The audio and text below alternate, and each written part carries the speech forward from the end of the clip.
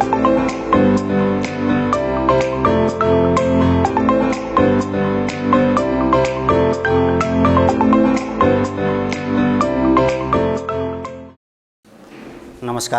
म दिनेश खड्गा। तपाईहरुले चिन्नु नै हुन्छ। धेरै अघिदेखि मैले नेपाली विषयमाथि क्लास गरिरहेको थियो र म एसिस्टेन्ट टिचर एसयुएमआई कालिम्पोङबाट। आज म तपाईहरुलाई कोही किन बर्बाद होस् विजय मल्लद्वारा लिखित नाटक कोही किन बर्बाद होस् पढाउन गइरहेको छु र यो हामी यसलाई साहित्यिक परिचय र नाटक सम्बन्धी विश्लेषण गर्नेछौँ र यसको प्रश्न चाहिँ म अर्को क्लासमा गर्छु। एउटा नाटक डल्लै पढाउनु भएकोले गर्दा निकै लामो क्लास हुन्छ होला र प्रश्न खण्ड चाहिँ अर्को क्लासमा गर्नेछु। 12औं श्रेणीको पाठ्यक्रममा आधारित नाटक कोही किन बर्बाद होस् विजय मल्लद्वारा लेखिएको हो र हामी विजय मल्लको साहित्यिक परिचय पढ्नेछौँ। नाटककार विजय मल्लको साहित्यिक परिचय। नाटककार विजय मल्लको जन्म काठमाडौँको ओम बहालमा सन् 1925 मा भएको थियो। उनको माताको नाम आनन्द कुमारी मल्ल अनि पिताको नाम रिद्धिबहादुर मल्ल थियो। नेपाली साहित्यको सबै विधामा कलम चलाउने मल्लले विज्ञानको अध्ययन गरे तापनि उनी साहित्यिक वातावरणमा हुर्किएका थिए। उनको पिता रिद्धिबहादुर मल्ल अनि दाजु गोविन्दबहादुर मल्ल गोठाले नेपाली साहित्यका प्रतिष्ठित साहित्यकार हुन्। देवकोटा, सम, भवानी भिक्षु, गोपाल प्रसाद रिमाल आदि त्यस समयका प्रतिष्ठित साहित्यकारहरूसँग उनको राम्रो सम्पर्क थियो। यही साहित्यिक वातावरणको फलस्वरूप उनमा साहित्यिक प्रखरता आउन सकेको हो। शारदा पत्रिकामा सन् 1941 मा कविता प्रकाशित गर्दै साहित्यमा प्रवेश गर्ने उनले नेपाली साहित्यका कथा, कविता, नाटक, समीक्षा जस्ता विभिन्न विधामा कलम चलाए, साथै नवीन प्रयोग पनि गरेका छन्। विजय मल्लका नाटकहरू सामाजिक यथार्थवादी छन्। सामाजिक यथार्थवादी भनेको समाजमा भएको यथार्थ कुराहरू, सत्य कुराहरू जस्ताको तस्तै रूपमा साहित्यमा एउटा कलात्मक प्रस्तुति दिनु, कलाले भरेर लेख्नुलाई सामाजिक यथार्थवादी भनिन्छ। साधारण प्रकारमा सामाजिक यथार्थवादी भनिन्छ। पात्रको मनोविज्ञानलाई उनले नाटकमा स्पष्ट राख्छन्। उनका नाटकहरूमा पारिवारिक समस्या, व्यक्तिमा देखा परेको मानसिक विकार, शोषणको विरोध, सामाजिक विसङ्गति आदि प्रश्न देख्न पाइन्छ। उनी पत्थरको कथाको भूमिकामा भन्दछन्, यस नाटक सङ्ग्रहमा सङ्कलित एकाङ्की नाटकहरू र भोलि के हुन्छ पूर्णाङ्की नाटक प्रजातन्त्रोत्तर कालमा रचिएका हुन्। प्रजातन्त्रोत्तर कालमा रचिएका हुन्। यसैले यिनीहरूमा धेरै वर्षका मेरा अनुभव र अनुभूतिहरू छरिएका छन्। यस्तै प्रकारले नाटक कोही किन बर्बाद होस् पनि पति पत्नीको बिछोडद्वारा बालक ध्रुवको चरित्रमा आएको विकृतिद्वारा उत्पन्न समस्यामा आधारित बाल मनोवैज्ञानिक नाटक हो। विजय मल्लले नेपाली साहित्यको प्रत्येक विधामा नयाँ प्रयोग गरे। विजय मल्ल नेपाल प्रज्ञा प्रतिष्ठानको उपकुलपति र नेपाल लेखक सङ्घको सचिव जस्ता उच्च पदमा रही कार्य गरे।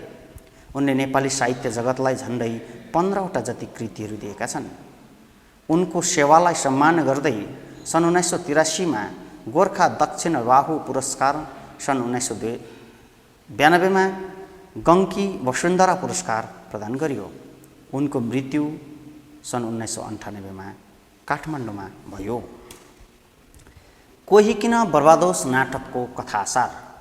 विद्यार्थी नानीहरूले कथासार राम्ररी बुझ्यो भने नाटक विषयमा प्राय कुराहरू बुझ्न सक्छन् अनि उच्चतर माध्यमिक परीक्षामा नाटक सम्बन्धी आएको प्रश्नहरूको उत्तर दिन यो कथासार बुझेको छ भने सहज हुनेछ। कोही किन बर्बाद होस् नाटकको प्रमुख पात्र बालक ध्रुव जीवननाथ र आमा राधाको एउटै छोरो हुन्। घर झगडाको कारण पति पत्नी छुटिएको बाबुआमाको एकलौटे छोरो ध्रुव बोर्डिङ स्कुलको छात्र हुन्। ध्रुव अति बदमास र उपद्रवी छ। उनले स्कुलका नानीहरूलाई रुखमा चढेर ढुङ्गा हान्ने, पर्खालको इँटा उक्काउने, कुखुराको चल्लाहरू मार्ने जस्ता बदमासी गर्छन्। कसैलाई टेर्दैन। ध्रुवको यस प्रकारको स्वभावले स्कुलका म्याट्रन कमलादेवी र अन्य नानीहरू हैरान हुन्छन्। एक दिन ध्रुवले निर्दयी प्रकारले कुखुराको 5वटा चिङ्ना मार्छ। स्कुलको हेडमास्टरले ध्रुवको बदमासी र उपद्रवको कारण पत्तो लगाउन मनोविज्ञानको अध्ययन गर्छन्। ध्रुवको यस प्रकारको व्यवहारको पछि कुनै न कुनै मनोवैज्ञानिक कारण हुन सक्छ भन्ने हेडमास्टर रतनलाललाई लाग्छ। एक दिन फकाई सोद्धा ध्रुवले, सबका आमा यहाँ आउनुहुन्छ, मलाई भेटेर आमाहरू जान्छन्। सबका आमा यहाँ आउनुहुन्छ, सबलाई भेटेर आमाहरू जान्छन्, मेरी आमा किन आउनुहुन्न भन्ने प्रश्न गर्छ।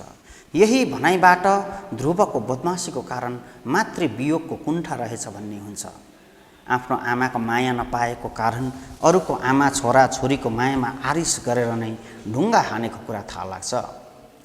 कुखुराको चिङ्ना मार्नको पछि पनि माउ र चिङ्ना माझको प्रेममा आरिस रहेको भन्ने कुरा थाहा लाग्छ। ध्रुवको बदमासीको कारण थाहा पाएपछि सुन्दरलालले म्याट्रन कमलालाई सम्पूर्ण कुराहरू बताई आमा बन्ने सल्लाह दिन्छन्। ध्रुवले आफ्नो आमा कहिले नदेखेको कारण कमलालाई आमा ठान्नेछन्। म्याट्रन कमला ध्रुवको आमा बन्न राजी हुन्छन्। आमाको मायाबाट वञ्चित ध्रुवले कमलाबाट माया पाएपछि उनको बदमासी स्वभावमा परिवर्तन आउँछ। ध्रुव बदमासी र उपद्रवी स्वभावलाई छोडेर पढाइमा ध्यान लाउँछन्। यसरी ध्रुव बर्बाद हुनबाट बाँच्छ। एक दिन आफ्नो पिता जीवननाथलाई ध्रुवले आफ्नो आमा स्कुलमा नै छ भन्छ। झगडाको कारण पत्नीसँग छुटिएको जीवननाथले राधा र ध्रुव आमा छोरामाझ भेटघाट नहोस् भन्ने चाहन्छ। स्कुलमा राधा ध्रुवसँग भेटघाट गर्न दिएकोमा जीवन सुन्दरलालसँग रिसाउँछ। उनले ध्रुवलाई स्कुलबाट निकालेर लान चाहन्छ। तर हेडमास्टर सुन्दरलालले यसो गर्न दिँदैन। ध्रुवमा भएको आमाको आवश्यकता र असन्तुष्टिलाई पुरा गर्न अनि उनको बदमासीलाई निर्मूल पार्न मात्र यसो गरेको कुरा राम्ररी बुझाउँछन्। ध्रुवको बदमासीको कारण थाहा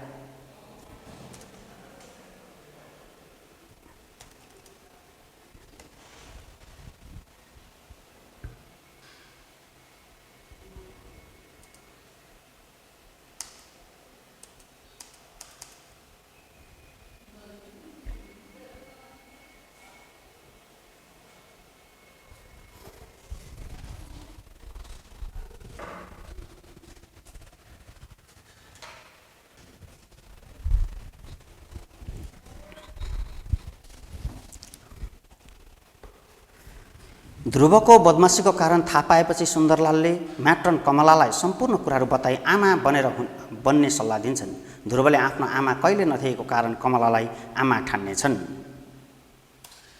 पढाइ सिद्ध्याएपछि घर फर्कदा आफूसँगै आमा कमला पनि फर्कन्छ भन्ने ध्रुवलाई लाग्छ। आफ्नो लुगाफाटासँगै आमाको लुगाहरू पनि मिलाउन लाग्दा कमलाले दिँदैन। ध्रुवलाई आफू आमा होइन भन्ने थाहा पाए मनमा चोट पर्छ भन्ने कमलालाई लाग्छ। ध्रुवले आमा कमलालाई एकैछिन पनि छोड्दैन। आमासँगै बसेर पढ्न चाहन्छ।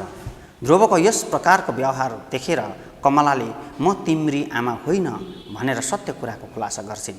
यो कुरा थाहा पाएपछि ध्रुव टेबल चौकीहरू लडाउँदै बडो बेगले बाहिर निस्कन्छ। यति नै बेला जीवननाथ आफ्नो छोरो लिन आइपुग्छ। कमलालाई ध्रुवको आमा बनेर गरेको स्याहार सुश्राको निम्ति धन्यवाद दिन्छन्। कमलाले पनि जीवननाथलाई ध्रुवको प्रत्येक कुराहरू पुरा गरिदिने, उसले चाहेको बुहारी ल्याइदिने अनुरोध गर्छिन्। आफू ध्रुवको आमा नभए पनि आमाले जस्तै स्याहार सुश्राह गरेकोले माया लागेको कुरा जनाउँछिन्। जीवननाथले ध्रुवलाई घर लिएर जान्छ। कथावस्तु कोही किन बर्बादोस् नाटक मनोवैज्ञानिक नाटक हो। यसको कथावस्तु मनोविज्ञानमा आधारित छ, अर्थात् यो मनोवैज्ञानिक कथावस्तुमा आधारित नाटक हो। यस नाटकमा हेडमास्टर सुन्दरलालले बदमासी र उपद्रवी बालक ध्रुवको मनको मनोवैज्ञानिक अध्ययन गरेका छन्। उनले किन ध्रुव बदमास बन्न पुग्यो भनेर कारण खोज्छन्। ध्रुवको मनमा के कुरो बितेको छ, कस्तो मानसिक पीडा र समस्याहरूबाट गुज्रिरहेको छ भन्ने कुराको वैज्ञानिक अध्ययन गरी सुन्दरले समाधानको बाटो खोज्छन् र नै यो नाटक मनोवैज्ञानिक बन्न पुगेको हो। एक दिन बदमास ध्रुवले कुखुराको चिङ्ना मार्छन्, नानीहरूलाई ढुङ्गाले हिर्काउँछन्। मास्टर सुन्दरले ध्रुवको यस प्रकारको उपद्रव र बदमासीको वैज्ञानिक कारणहरू खोज्छन्। मातृवियोगको कारण ध्रुवमा ईर्ष्या र परपीडक प्रवृत्ति जन्मिएको अनि मानसिक मातृतृष्णाको कारण अन्य बालक र बच्चाहरू देख्नै नसक्ने भएको कुरा थाहा लागेपछि निवारणको निम्ति कमलालाई ध्रुवको आमा बनाएर उनको व्यवहारमा सुधार ल्याउने कोसिस गर्छन्। फलतः सफल पनि हुन्छ। विवाह नभएको कमला नक्कली आमा बनेपछि ध्रुवलाई आफ्नै छोरा ठान्छन्। जति ध्रुवको व्यवहारमा सकारात्मक परिवर्तन आउँदै गयो उति स्याहार सुसारमा लाग्छिन्। आफ्नै आमाले भन्दा धेरै माया गरेर पालन पोषण गर्छिन्। ध्रुवको आमा बन्नमा कमलाले कुनै कसर बाँकी राखेनन्। कारण कमला देवीको मनले पनि ध्रुवलाई आफ्नै छोरा ठान्न थालेको पाइन्छ। कमलाको मनमा भएको पुत्र अथवा सन्तान तृष्णालाई ध्रुव छोराको रूपमा पाएपछि निवारण भएको पाइन्छ। कमलाको सन्तान तृष्णा साम्य भएको मनोवैज्ञानिक पक्ष देखाइएको छ।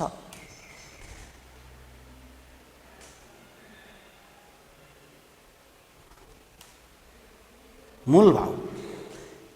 कोही किन बर्बादोस नाटक मनोवैज्ञानिक नाटक हो। यस नाटकमा बालक ध्रुवको मनोवैज्ञानिक अध्ययन गरिएको छ। बालिकालाई कुटपिट र गाली गरेर सुधार्न सकिँदैन। उनीहरूको मनोवैज्ञानिक अध्ययन गर्नुपर्छ। असन्तुष्टिको कारण उनीहरू बदमास हुन्छन्। नानीहरूलाई परिवार र आमाको मायाको खाँचो पर्छ। ध्रुवलाई पनि आमाको मायाको खाँचो थियो। आमाले छोडेर गएको ध्रुवमा आमाको माया र असन्तुष्टि थियो। यसैले उनी झगडालु भएका थिए। म्याट्रन कमलालाई आमाको रूपमा पाएपछि ध्रुवको चरित्रमा परिवर्तन आउँछ। नानीहरूलाई अभिभावकहरूले ध्यानपूर्वक माया प्रेमद्वारा हुर्काउनुपर्छ। साना नानीहरूलाई स्याहार सुश्रा भएन भने, परिवारबाट प्रेम पाएन भने असन्तुष्टि हुन्छन्। पछि गएर ती असन्तुष्टिहरू विकृति र बदमासीको रूपमा देखा पर्छ। यस्ता बदमासी उपद्रवी नानीहरूको मनोवैज्ञानिक अध्ययन गर्नुपर्छ। अभिभावक र शिक्षकहरूले हकार पकार कुटपिट गरेर होइन, तर प्रेमपूर्ण वर्ताउद्वारा सम्झाइ बुझाइ गरेर उनीहरूको असन्तुष्टिको पुर्ताल गर्दै सही बाटोमा ल्याउनुपर्छ। नत्र ती नानीहरूले भोलिको दिनमा ठुलो अपराध पनि गर्न सक्छन्। नानीहरूले परिवारमा माया प्रेम र सही संस्कार पाए बिग्रदैन भन्ने कुरा यस नाटकको मूल भाव हो। नाटकको विशेषता। यो लघु नाटक हो। यस नाटकमा केवल 3 अङ्क मात्र रहेका छन्। एकै बसाइमा पढी सिद्ध्याउन सकिन्छ। यस नाटकमा थोरै पात्राहरूको प्रयोग भएको छ। मनोवैज्ञानिक कथावस्तु, सरल भाषा, बुझ्ने र छोटो छोटो कथोपकथन भएको यस नाटक साधारणदेखि प्रौढ पाठकले पनि बुझ्ने सरस छ। नाटकमा मनोवैज्ञानिक सैद्धान्तिक पक्षलाई दर्शाएर साधारण पाठकलाई नबुझ्ने वाक्क लाग्ने अवस्था छैन। अङ्ग्रेजी शब्दहरूको ठाउँ ठाउँमा प्रयोग भए पनि पाठकले बुझ्ने चलन चल्तीमा आएको शब्दहरूको प्रयोग छ। पात्रको स्तर अनुसार कथोपकथन भएको, डायलग भनेकै कथोपकथन भनेको भएको कारण स्वाभाविकता छ। पति पत्नीको झगडाको कारण मातृवियोगमा परि चारित्रिक स्वभाव क्रूर बनेको ध्रुवमा कमला देवी आमा बनेपछि परिवर्तन आएर एक राम्रो विद्यार्थी बनेको देखाइएको छ। यसबाट के थाहा पाइन्छ भने परिवारको झगडाको नकारात्मक प्रभाव नानीहरूमा पर्छ। अभिभावक र शिक्षकहरूले मनोवैज्ञानिक अध्ययन गरी नानीहरूको चरित्रमा परिवर्तन ल्याउन सकिन्छ भन्ने कुरा पाठकलाई सिकाउँछन्। पाठक भनेको पढ्ने मान्छे भनेको। यस नाटकले पाठकहरूलाई साहित्यिक सन्तुष्टि दिन्छ। साहित्यिक सन्तुष्टि भनेको चाहिँ ढुक्क क्या मजा लाग्नु पढ्नु होइन, सन्तुष्ट हुनु नि। यिनीहरू नै यस नाटकको मूलभूत विशेषताहरू हुन्। पात्रा। कोही किन बर्बादोस नाटकमा थोरै सङ्ख्यामा पात्रको प्रयोग भएको छ। ध्रुव, कमला, सुन्दरलाल मूल पात्रहरू हुन् भने जीवननाथ, राधा, नरेश, शशी, रीता, भूपाल आदि सहयोगी पात्रहरू हुन्। यसबाहेक स्कुलका विद्यार्थी, गाडीको ड्राइभर, पाले आदि गौण पात्रहरू हुन्। ध्रुव नाटकको मूल पात्र हुन्। ध्रुवकै वरिपरि नाटक घुमेको छ। यसैले उनी यस नाटकको नायक पात्र हुन्। नायक भनेको हिरो भनेको नि। ध्रुवमा बालपन पाइन्छ। आमाको माया नपाएर मातृ मोहद्वारा तृषित छन्। आमाको माया नपाएर आमाको माया पाउँला भन्ने उसमा तृष्णा छ, तिर्खा छ। यसै कारण अन्य नानीहरूलाई उनले ढुङ्गा हानेर कुखुराको चिङ्ना निर्दयतापूर्वक मारेर आफ्नो कुण्ठित मानसिकताको अभिव्यक्ति दिन्छन्। आफू आमाको माया नपाएर आमाले चाहिँ अरू कसै नानीहरूलाई माया गरेको चाहिँ देख्नै सक्दैन उसले। कुखुराको पोथीले आफ्नो चिङ्नाहरूलाई माया गरेको यसो चारोहरू खुवाउँदै डुलाएको ध्रुवले देख्नै पाउँदैन, मन पराउँदैन, रिस गरिहाल्छ। किनभने उसलाई आमाले माया नदिएको कारण आमाको माया कस्तो हुन्छ होला भन्ने एउटा मनमा जिज्ञासा छ, तृष्णा छ, मलाई पनि आमाले माया गरोस् भन्ने उसमा धारणा छ। त्यो कारण उसले सहँदैन। यसै कारण नानीहरूलाई उनले ढुङ्गा हिर्काएका हुन्। उनले पोथी कुखुराले चिङ्नालाई माया गरेको पनि सहँदैन र निर्दयतापूर्वक मार्छ। आरम्भमा बदमासको कारण खलपात्र झैँ लाग्ने ध्रुव कमलालाई आमाको रूपमा पाएर सफ्रन्छ।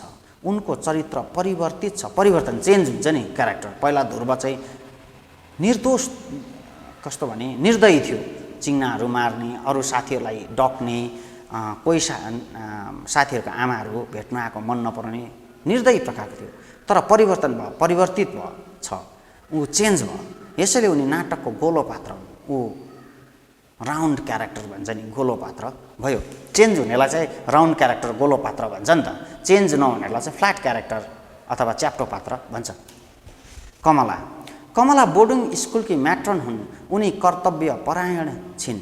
बालक ध्रुव मातृवियोगको कारण कुण्ठित बनेर बदमास भएको हो भन्ने कारण थाहा लागेपछि मास्टर सुन्दरलालले कमलालाई आमा बन्ने सल्लाह दिँदा मान्दैनन्, तर पछि आमा बन्न तयार हुन्छन्।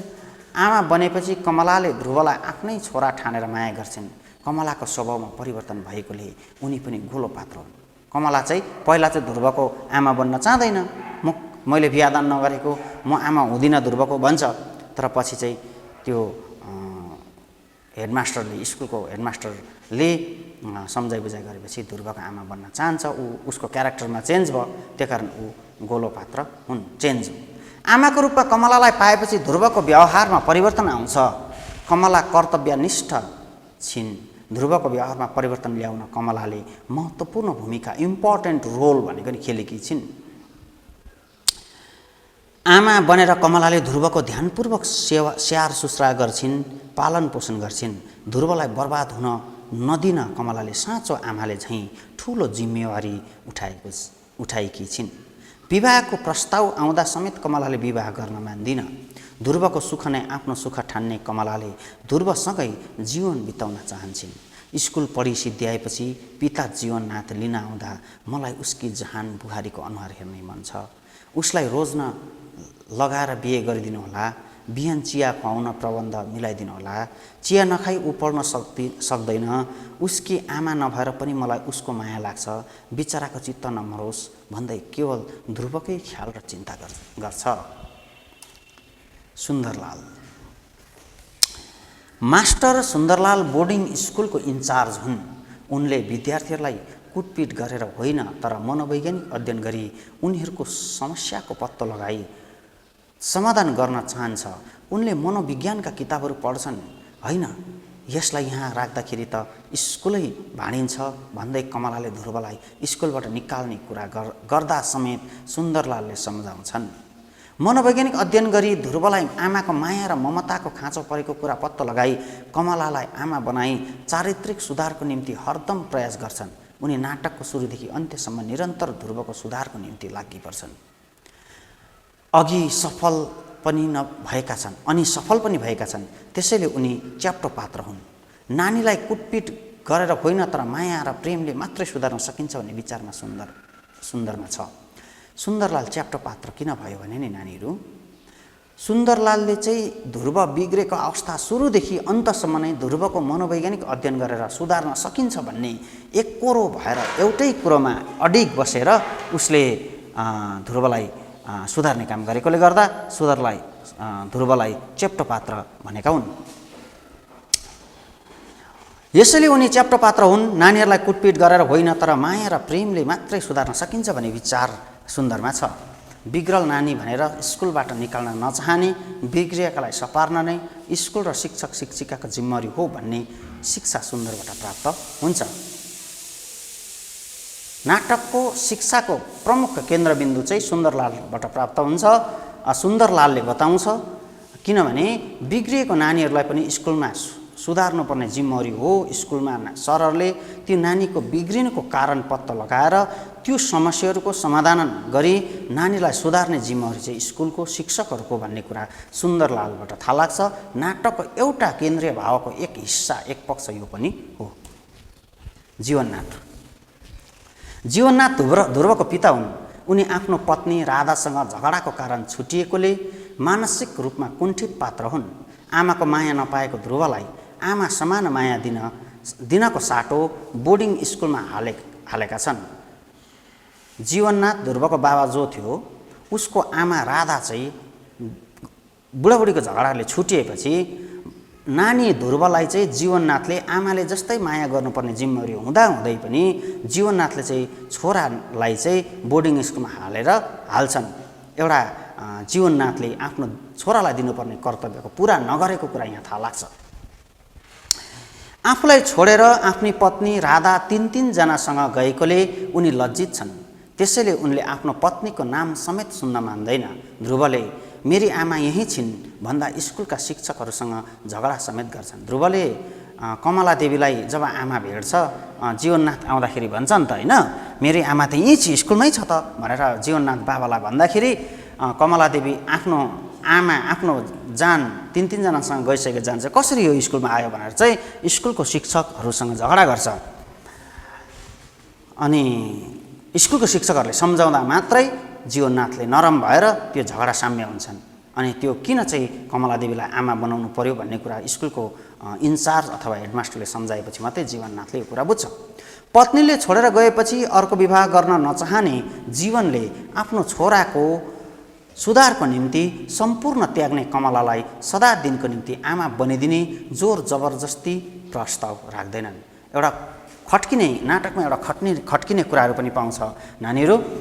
कमला देवीले चाहिँ ध्रुवलाई सुधार्नको निम्ति एउटा आमा बनेर सबै कुरो त्याग गर्छ। यतिसम्म कि कमला देवीको मङ्नी आउँदा समेत उसले त्यो मङ्नी नमानेर स्वीकार नगरेर ध्रुवकै आमा हुने कोसिसमा बसे तापनि पछि ध्रुव सुध्रिएर स्कुलबाट जाने बेलामा जब कमला देवी स्कुलमा जीवननाथ स्कुलमा आउँछन्, त्यति बेला जीवननाथले कमला देवीलाई फेरि ध्रुवको सदा दिनको आमा बन्ने, ध्रुवको आमा बन्नको निम्ति म तिमीलाई बिहा गर्छु नि भन्ने खालको प्रस्ताव चाहिँ राख्दैन।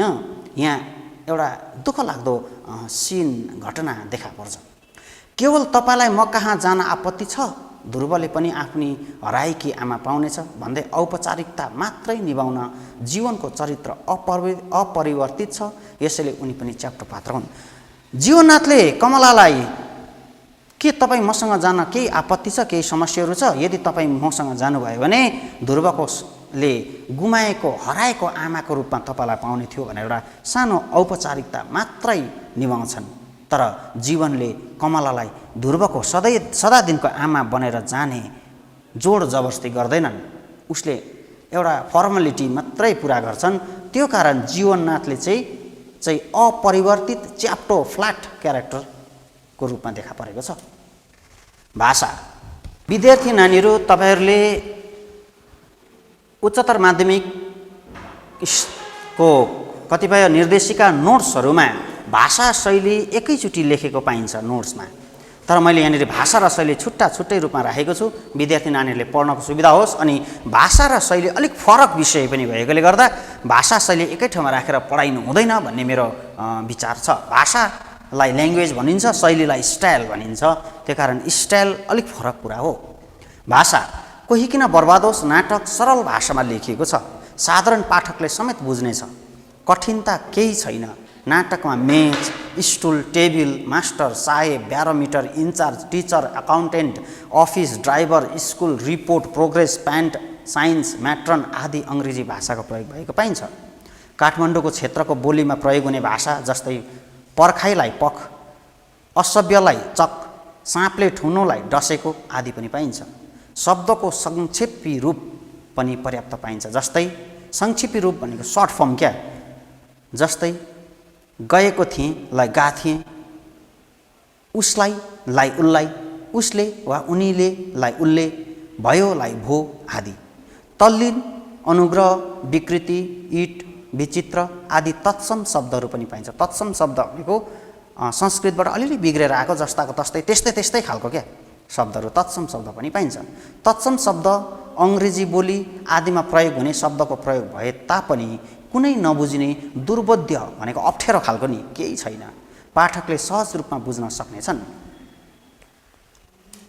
शैली कोही किन बर्बाद होस्, शैली भनेको स्टाइल, कोही किन बर्बाद होस् नाटक गद्य शैलीमा बोलचालको भाषामा लेखिएको छ। हामीले साहित्य लेख्दा दुईटा शैलीमा लेख्छौँ नि हैन, गद्य र पद्य। पद्य भनेको कविता जस्तो मिलेको चिटिक्क परेको छन्द अलङ्कार प्रतीक बिम्बहरू प्रयोग भएर लेखिएको शैली, अनि गद्य चाहिँ छन्द अलङ्कारहरू प्रयोग नभएको सरल प्रकारले लेखिएको शैली।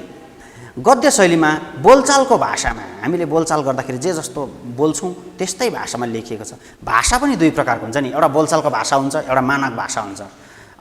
कन्भर्सेसन ल्याङ्ग्वेज र स्ट्यान्डर्ड ल्याङ्ग्वेज भन्छौँ नि हामी हैन, गाउँतिर बोल्दाखेरिको भाषाहरू हुन्छ, त्यसलाई चाहिँ हामी लेख्ने भाषामा लेख्दैनौँ। तर कोही किन बर्बाद होस् नाटकको डायलगहरू चाहिँ कथोपकथनहरू चाहिँ बोलचालको भाषामा छ। साना नानीहरूको निम्ति लेखिएको अति सहज र बुझ्ने छ। यो नानीहरूलाई अथवा प्रौढ पाठकको निम्ति अथवा पढालेखा भएको बुद्धिजीवीहरूको निम्ति लेखिएको नाटक होइन। यो चाहिँ 11औं 12औं श्रेणीका नानीहरू 8, 9, 10 का नानीहरूले बुझोस् भनेर लेखिएको त्यो विचारले लेखिएकोले गर्दा यो नाटकमा सरल भाषामा छ, सहज भाषामा छ, बुझ्ने छ। भाषामा सरलता अनि शैलीमा मिठासता छ। सरल सँगै बुझ्ने, मिठो लाग्ने प्रकारको छ। नाटकको कथावस्तुमा जटिलता कतै पाइँदैन। नाटकको कथाहरूमा अप्ठ्यारो खालको कथाहरू भेटिँदैन। घरि पूर्व स्मृति शैली भन्छ कि फ्ल्यासब्याक शैली भन्छ, पछि जिन्दगीमा पहिला घटेको घटनाहरू सम्झने खालको त्यस्तो स्थितिहरू भएको कथा छैन। यहाँ सरल छ कथा। कथा सलल अघि बढ्छ, एकपछि अर्को घटना घट्दै घट्दै कथा बिस्तारो अगाडि बढेको हुन्छ। बुझ्नुमा कुनै कठिनता अप्ठ्यारो पर्दैन। पात्र स्तरको कथोपकथन यस नाटक लेखनको अर्को शैलीगत विशेषता हो। पात्र स्तरको कथोपकथन भनेको अनपढले बोल्ने डायलग अनपढको जस्तै, पढेको मान्छेले बोल्ने डायलग पढेको जस्तै। जस्तै जीवननाथको डायलग अलिकति झगडालु खालको, अब रिस उठेको बाउ हो त्यस्तो छ भने हेडमास्टरको डायलग मजाको छ, हेडमास्टर जस्तै भएर बोल्छ। त्यो हेडमास्टरले पनि झगडा जस्तो डायलग बोल्दैन, गाउँघरको मान्छे साधारण मान्छे जस्तो बोल्दैन। जस्तो खालको पाठक छ त्यस्तै हेडमास्टरले हेडमास्टरकै पाठक बोल्छ, डायलग बोल्छ, अनि ध्रुवको बाबा जीवननाथले जीवननाथकै जस्तो डायलग बोल्छ, अनि स्कुलमा अरू नानीहरू जस्तो छ त्यो नानीहरूले बोल्ने खालको डायलग जस्तै त्यहाँ राखिएको छ। नाटकमा थोरै अङ्क संयोजन अनि प्रत्येक अङ्क छोटो र छरितो छ। नाटकमा 3टा मात्रै अङ्क छ, अनि 3टै अङ्क पनि छोटो खालको छरितो खालको छ।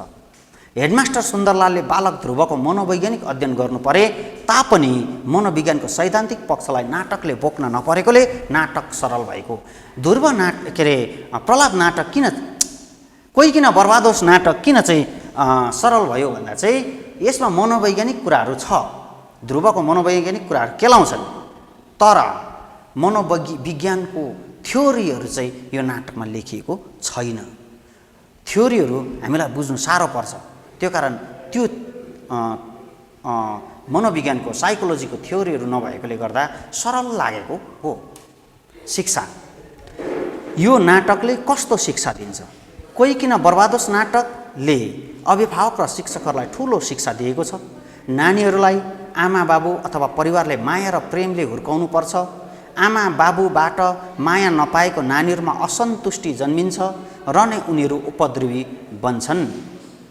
आमा बाबुबाट नपाएको नानीहरू कुण्ठित हुन्छ, कुण्ठित नानीहरूको चरित्रमा बिग्रेर जान्छ अनि उपद्रव गर्न थाल्छन् भन्ने कुरा छ। यस्ता बदमास उपद्रवी नानीहरूलाई सुधार्न हामी अभिभावक र शिक्षकहरूले हर बखत चेष्टा गर्नुपर्छ।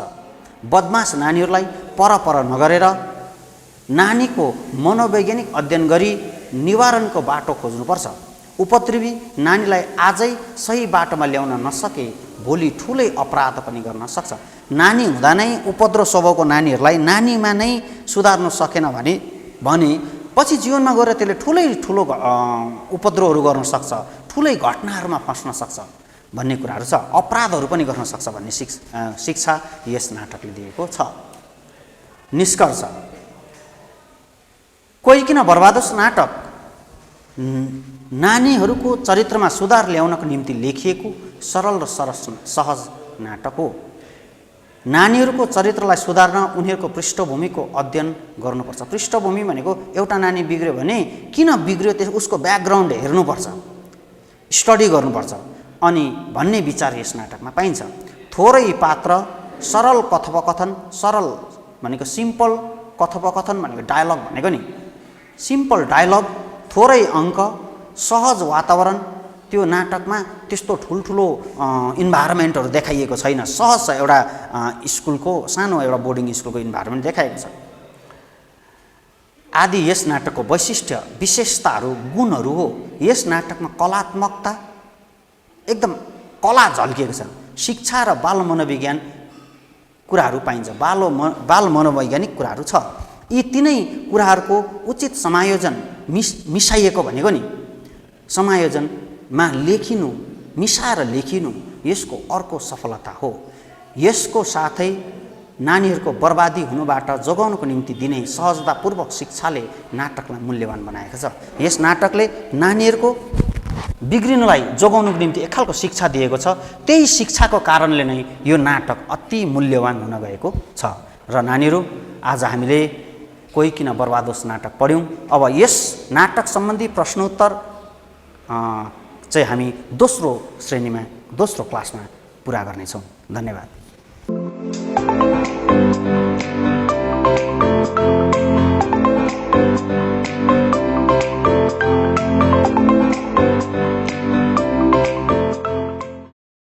Good afternoon, everyone. Now, today I'll continue with the chapter determinant. In the first video, I did the formula and application, some applications. In second video, I did prove without expansion using property to solve the numericals. Now, this is my third video on determinant. Today we'll do a little bit different kind of questions. Now, prove that the determinant is equals to these factors. Now, say, first of all, what you have to do is you have to take left hand side. LHS. LHS is 1, 1, 1, X, Y, Z, X square, Y square, and Z square. Now, sir, how to tackle such kind of numericals? Now, sir, when you get the question of determinant, first of all, that you have to verify whether is there any common from any rows or any column. Is there any common or not? If there are some common quantities, first of all, that you have to take the common. The second one is we'll try to manage these factors. There are three factors. We'll try to manage these factors over here by minus is there by subtraction method. Clear? Or no commons are there, no factors are there, then the last option is try to make maximum zeros in one row or in one column, then use expansion. Now, prove without expansion and prove that. Prove without expansion means we cannot use expansion method. If it is a question of prove that only, then we can use the expansion method. Now, say, first of all, in this question, there are no common from any rows or any column. Then I'll try to manage these two factors, x minus y and y minus z. We can use at a time two operation of determinant. Now, say, how to get x minus y from this relation? This is row 1, this is row 2, this is row 3. This one is column 1, column 2 and column 3. If I subtract these two, x minus y means I am subtracting over here. I am trying to do, what I am trying to do is I am trying to get this quantity x minus y. Now then I'll subtract these two quantities x minus y. X is the element of R1 and y is the element of R2. Then I'll write R1 minus R2. After subtraction, R1 prime means after subtraction R1 will change. What you will get? 1 minus 1, 0, x minus y, x square minus y square. Over here we can use formula. Now say, then how to get y minus z? Y minus z means this and this, that you have to subtract row 2 minus row 3. So I'll write row 2 minus row 3 equals to row 2 prime. Now then these two operations I'll apply over here. Now sir, these two operations, R1 minus R2 means R1 minus R2. That means this is 1 minus 1 is 0. Then again that you have to apply over here also. R1 minus R2 means what will get? X minus y. Now then, if you subtract these two quantities, x square minus y square, it is in terms of formula. Which formula? A square minus b square.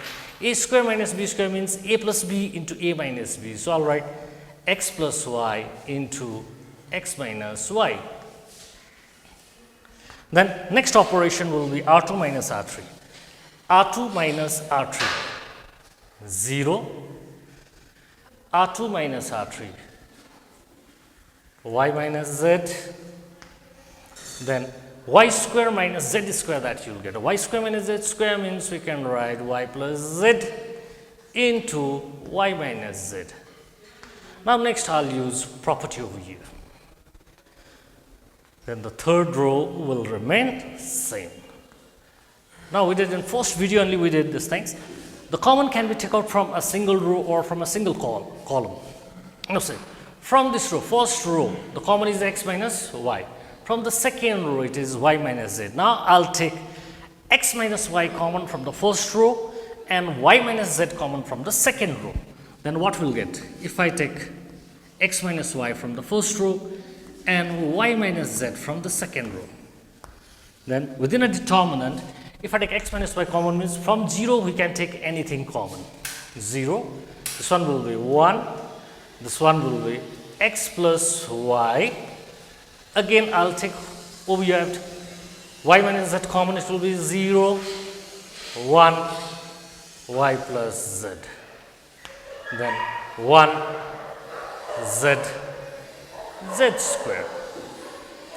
Now after getting maximum number of 0 in one row or in one column, then we can apply the first property, that is expansion method over here. We can use expansion method. Now we'll expand the element, we'll expand the rows or column in which the maximum 0 containing rows or column that you have to expand actually. Now say, the first column contains maximum number of 0, so I'll expand this first column. Then to expand this first column, 0 into anything is 0, 0 into anything is 0, no need to expand the code, no need to write the quantity containing 0. Then the last element that I am going to expand, then I already told you that the determinant, the element of determinant itself has sign. Now what will be the sign of this element? If it is plus, then this one will be minus, this is plus, this is minus, plus, minus, this one will be plus. Now I'll expand this element. X minus y into y minus z. Now then I'll expand this element. If I consider this one, then its horizontal row and its vertical column that you have to cancel. This column get cancelled and this rows get cancelled. Then what remains inside the determinant? If you cancel this way, if you consider this element means its vertical and horizontal row that you have to cancel, then what remains inside the determinant? 1, x plus y, 1, y plus z. Then the multiplications, the diagonal multiplication. This into this, y plus z into 1 is y plus z. Minus this into this of diagonal element, 1 into x plus y is x plus y. But minus sign is over here, so I'll write x plus into minus, minus y. So that over here, these two quantities get cancelled. Then x minus y, y minus z into z minus x. Now in this question we are getting 3 different factors of determinant, and this is equals to right hand side. This question is proved.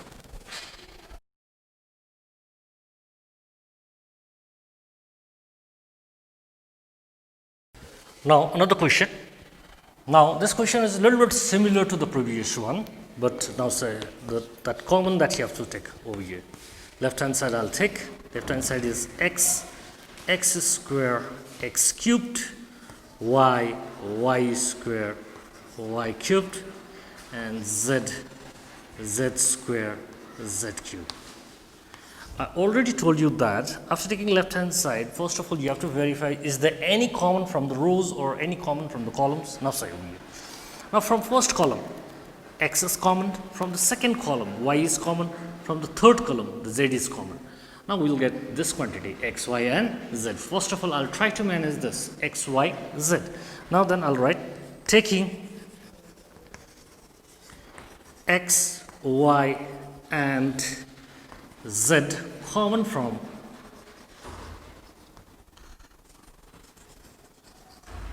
C1, C2 and C3. Now I'll take x, y, z common from column 1, column 2 and column 3. Now if I take common then, from first column I'll take x, from second column I'll take y and from the third column I'll take z. Then what remains inside the determinant? It will be 1 x, x square, then 1 y, y square, then 1 z, z square. Now say this identity is almost similar to the previous one. Then after that, I'll try to manage these two factors using operation of determinant x minus y and y minus z. Over here, this way that you have to subtract these two quantity. In previous sum, I did this way, that is a row subtraction. Now over here, I'll do this way, that is a column subtraction. Now x is the element of the column 1 and y is the element of column 2. So I'll write C1 minus C2. After subtraction, C1 will change. C1 prime, this indicates that the column 1 will change. Now next one is y minus z. Y minus z, this one. This minus this means we'll write C2 minus C3. Then I'll write C2 prime. Now I'll apply this operations coefficient. Now say over here C1 minus C2, that is 1 minus 1, this one will be 0, x minus y, again x square minus y square, that you will get. X square minus y square means we can write x plus y into x minus y. Now after this, next operation C2 minus C3, C2 minus C3, 1 minus 1, 0, y minus z, then y square minus z square, I'll write y plus z into y minus z. The third column, in this question the third column will remain same. Now then again the property, the common can be taken from a single row or from a single column. Now from the column 1, x minus y is common, from the second column y minus z is common. From 0 we can take anything common, x, y, z. Now then I'll take x minus y, y minus z common from column 1 and column 2. This one will be 0, 1, x plus y. Next will be column 2, this will be 0, 1, y plus z. Then the third column will remain same. Now over here, now we have maximum number of 0 in row 1. So I'm going to expand the row 1. Over here, I'll expand this elements of row 1. If it is 0, no need to expand. Only the last element that I'm going to expand, then what will be the sign of this element? Plus, minus, this one is also plus. So x, y, z, x minus y, y minus z. Now then I'll expand this element 1. If I expand this one, then it's horizontal that you have to cancel and vertical cancel. If you cancel these elements, horizontal elements and the vertical elements of element 1, then what remains inside the determinant? 1, 1, x plus y, y plus z. These 4 elements were. Now then the same method of multiplications, diagonal multiplication, it will be y plus z minus of diagonal, this into this. You will get what? You will get x minus into plus minus y. Now then after simplification, x, y, z, x minus y, y minus z into these two quantities get cancelled. Now we have z minus x. This is equals to right hand side.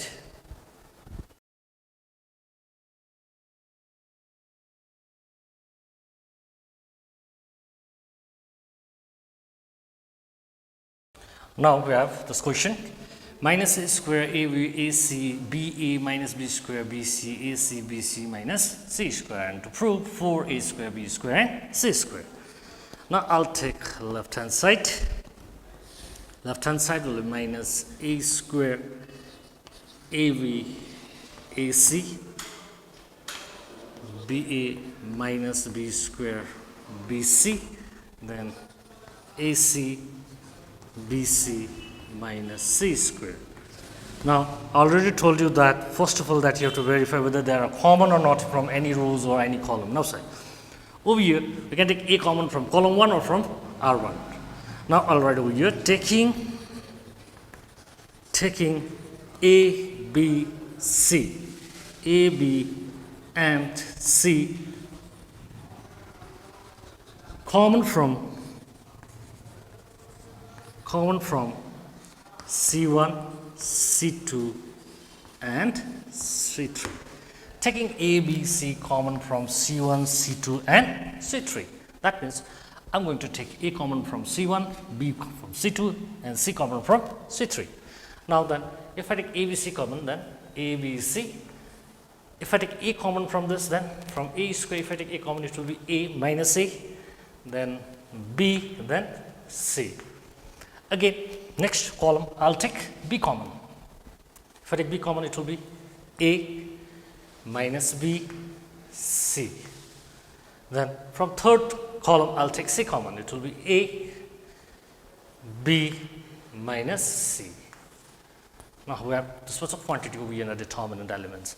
Now again, from R1, A is common, from R2, B is common, from R3, C is common. Again, taking A, B and C common from R1, R2 and R3. Now if I take A common from this, A into A, this one will be A square. I'll take B common from this one will be B square. And if I take C common, this one will be C square. Then what remains inside the determinant? Minus 1, 1, 1, 1, minus 1, 1, and then 1, 1, minus 1. Now, most of the elements over here are 1 and minus 1. Now, for such kind of numericals, try to manage maximum number of at least 2 zeros in one row or in one column. I'll try to manage 0 over here. This is minus 1, this is plus 1. If I add these two quantities, then C1 plus C2. C1 plus C2 means minus 1 plus 1 will be 0. C1 prime. I'm just trying to manage 0 over here. Then how to get one more 0? I'll subtract this 2. C2 minus C3. Then it will be C2 prime. 1 minus 1, 0. Now I'll apply this operation over here. This is A square, B square and C square minus 1 plus 1. It will be 0. Plus 1 plus of minus 1 will be minus, it will be 0. 1 plus 1, this will be 2. Then this one, next operation, C2 minus C3, C2 minus C3, 0. C2 minus C3, C2 is minus 1, C3 minus of minus 1 is minus 2. Then C2 minus C3, it will be 2. Then 1, 1, 1. Now, we can do one more stage over here. We can take 2 common from column 1 and 2 common from column 2, but it will be too lengthy. I'll directly expand this element 1. I'll expand this element. Then what will be the sign of this? In previous numerical only, I did the same thing. This one, plus, minus, plus. Then I'll write A square, B square, C square. If I expand this element 1, then its horizontal and vertical get cancelled. Then 2 into 0, 0. Then minus, then off diagonal element. 2 into minus 2 is minus 4. Minus into minus plus 4. 1 into 4 is 4, then this one will be 4 a square b square c square. This is equals to right hand side, proved.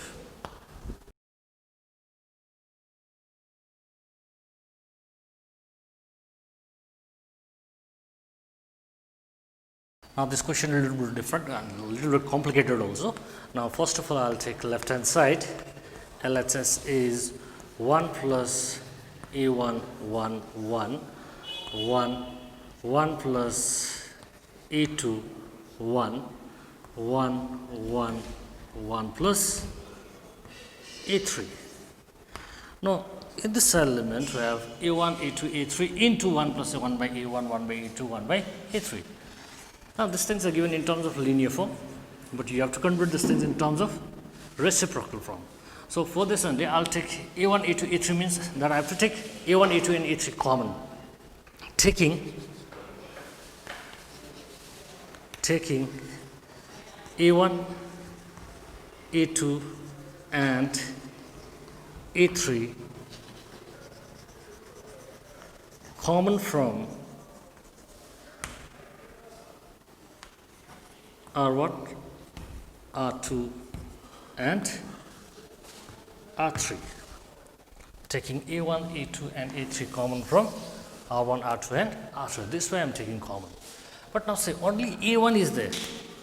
Over here, this quantity is not present over here, independent of A1. So if it is independent means no commons are there, means you have to divide this element by A1. If I take A1, A2 and A3 common, then now say over here 1 plus a1 means you can write 1 by a1 plus this a1 is common, 1 by a1 plus 1. Then over here also the same thing that you have to write a1 1 by a1. If some quantities are independent, after taking common, that you have to divide by the common quantity. Over here a2 common, 1 by a2 1 by a2 plus 1 1 by a2. Now then from this I'll take a3 common, 1 by a3 1 by a3 1 by a3 plus 1. Now then I'll try to manage this quantity 1 plus 1 by a1, 1 by a2 and 1 by a3. How to get this quantity from this determinant, elements of the determinant? Now say, if I add this 3, r1 plus r2 plus r3, what will get? 1 plus 1 by a1 plus 1 by a2, 1 by a3. That means you have to add this 3 rows. We'll get this one, r1 plus r2 plus r3, then r1 prime that I'll apply. r1 plus r2 plus r3 means this, this and this that you have to add. a1, a2, a3. If I add these 3 quantities, then we'll get 1 plus 1 by a1 plus 1 by a2 plus 1 by a3. Similarly, if I add these quantities, then 1 by a1 plus 1 by a2 plus 1 over 1 by a3 means if I add these 3 quantities, the same thing will get 1 plus 1 by a1 plus 1 by a2 plus 1 by a3. Then next I'll add this 3. We'll get what we'll get? 1 plus 1 by a1 plus 1 by a2 plus 1 by a3. Then other rows will remain same. 1 over a2, 1 by a2 plus 1, 1 over a2, 1 by a3, 1 by a3, 1 by e3 plus 1. This numerical is quite lengthy. It would be better you just take a screenshot of this, then I'll rub, then I'll continue.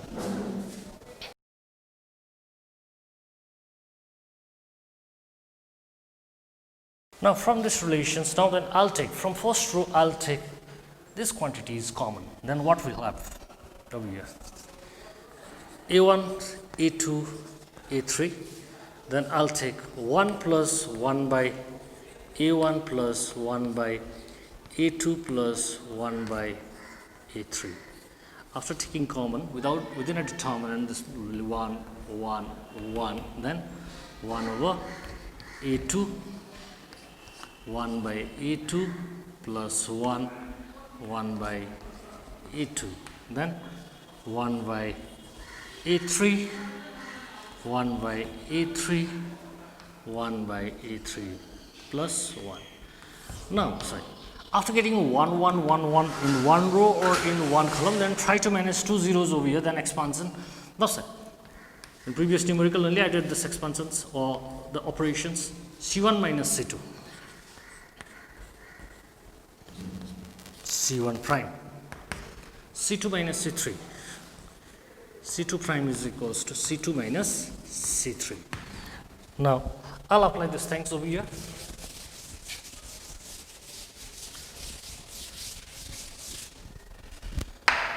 Now, if I apply this quantity C1 minus C2 over here, then A1, A2, A3 into 1 plus 1 by A1 plus 1 by A2 plus 1 by A3 within a determinant C1 minus C2 will be 0. C1 minus C2 means 1 by A2 minus of 1 by A2 plus 1 will be minus 1. If you subtract this to quantity, you will get 0. Now then, C2 minus C3, 0. 1 by A2 plus 1 minus 1 by A2 will be 1. 1 by A3 minus of 1 by A3 plus 1 will be minus 1. Then 1, 1 by A2, 1 by A3 plus 1. Now then I'll expand the maximum number of zero containing rows or column.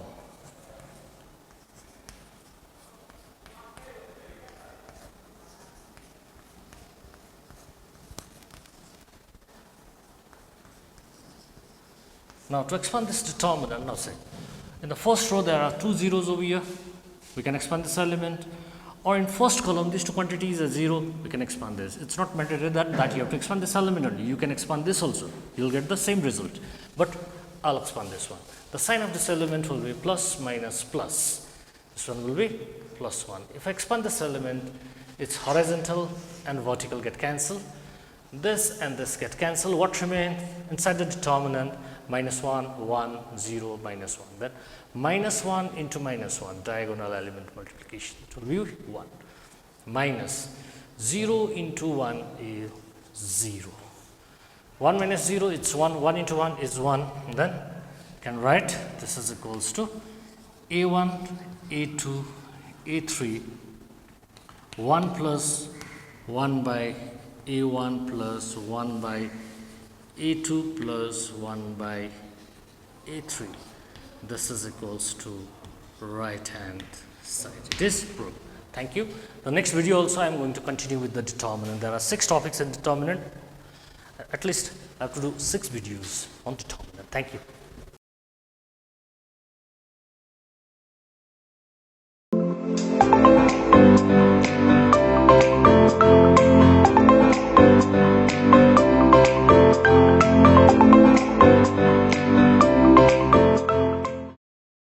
Okay, welcome to all the students of class 12 in this political science class. And as I told you in the last class, you have to learn the Supreme Court in your own home, that is your self-study.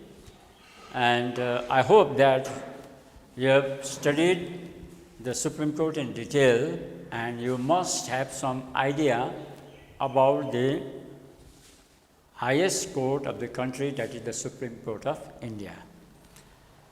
मलाई चाहिँ म यस्तो लाग्छ तिमीले पढिसकेको छौ र धेरै idea लिइसकेको छौ भन्ने मलाई लाग्छ। I don't know how many of you have really learned or really learned that portion. And if you have learned that, then it will be easy for you to understand this High Court also. Even then, I will just want to recapitulate, or I want to repeat, not repeat in the skeleton form also. You know, the Supreme Court is it is the highest court of appeal in the country, in India. Supreme Court, sometimes 1 mark question may be asked, which is the highest court of appeal in the country or in India? The answer will be the Supreme Court.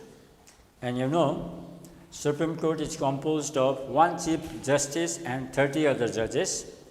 The number, it depends on the Parliamentary Act. Sometimes it, depending on the workload, the number of judges also increases. And the President also appoints some temporary judges, ad hoc judges. And the Supreme Court is given a lot of power. You have already, I hope that you have learned that. The original jurisdiction, appellate jurisdiction, advisory jurisdiction, and the superintendent's power, or the role of superintendent, and the interpreter of the Constitution, guardian of the Constitution, protector of the fundamental rights, etc., etc. So you have learned all these things. So, on the basis of yesterday, I just want to teach you today the High Court of an Indian state. So, this below Supreme Court, you will have High Court. So, in the constitution of the country, it is said that at the top the Supreme Court is there, and below the Supreme Court, in each and every state, there shall be the High Court. Article 214 of the Indian Constitution. If you see the Article 214 of the Indian Constitution, we find that there shall be a High Court for Indian state, for 1 or 2 states.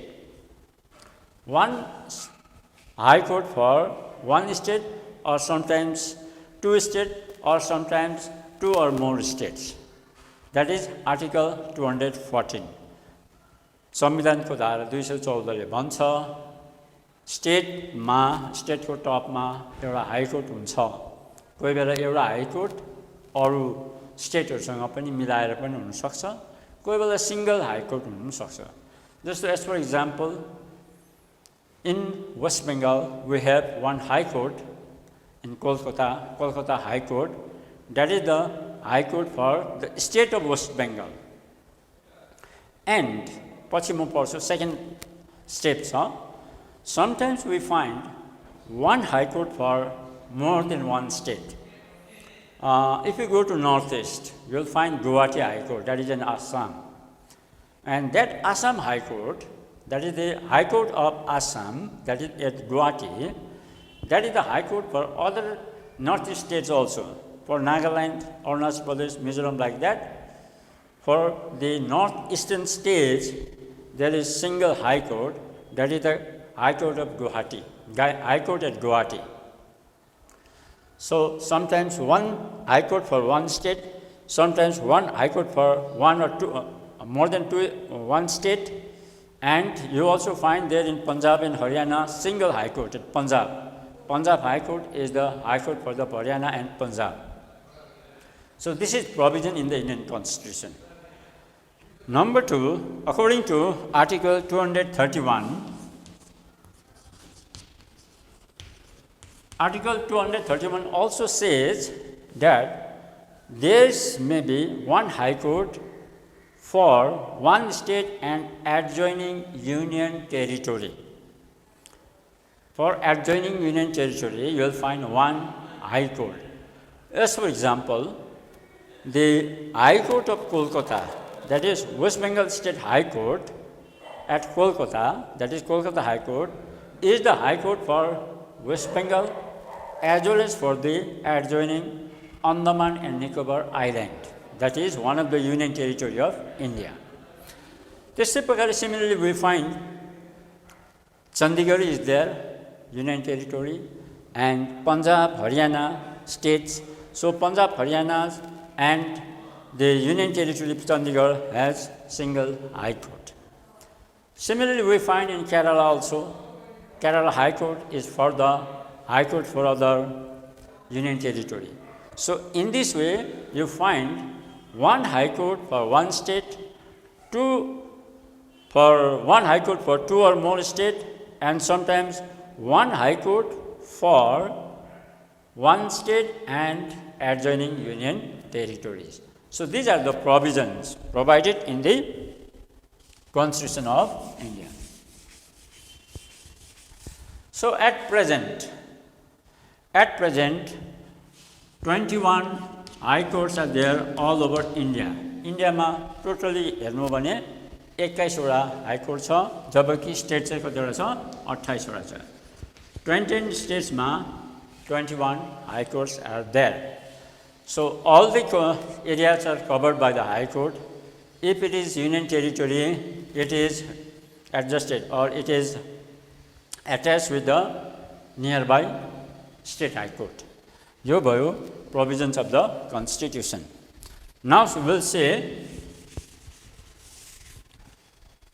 the composition of High Court.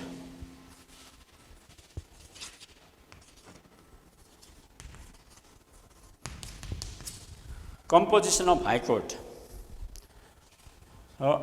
Article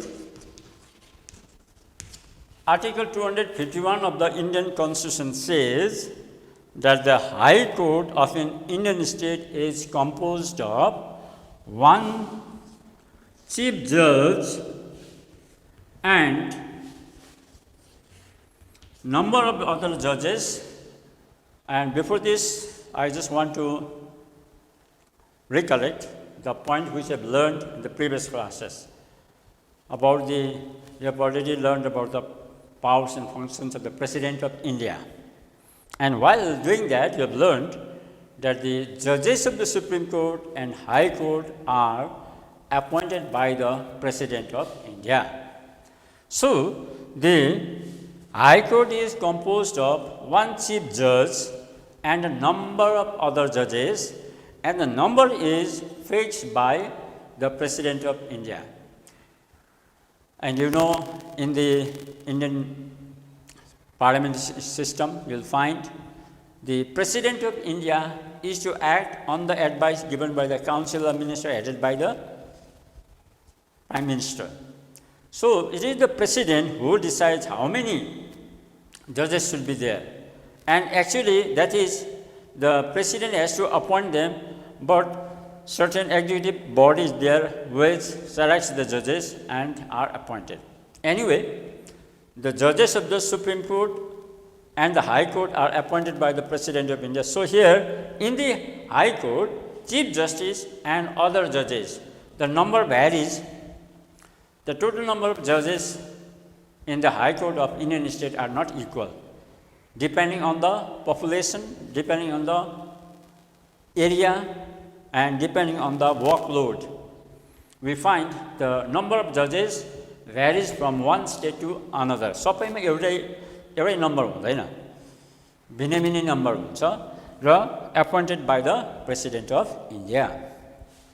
Now, in order to appoint the Chief Justice of the Supreme Court, Chief Justice of the Supreme Court, High Court, Chief Judge of the High Court, the President consults, number one, Governor of that state and Chief Justice of the Supreme Court. Suppose the Chief Justice of Kolkata High Court is to be appointed, and appointment is done by the President of India. The President of India consults the Governor of West Bengal and the Chief Justice of the Supreme Court.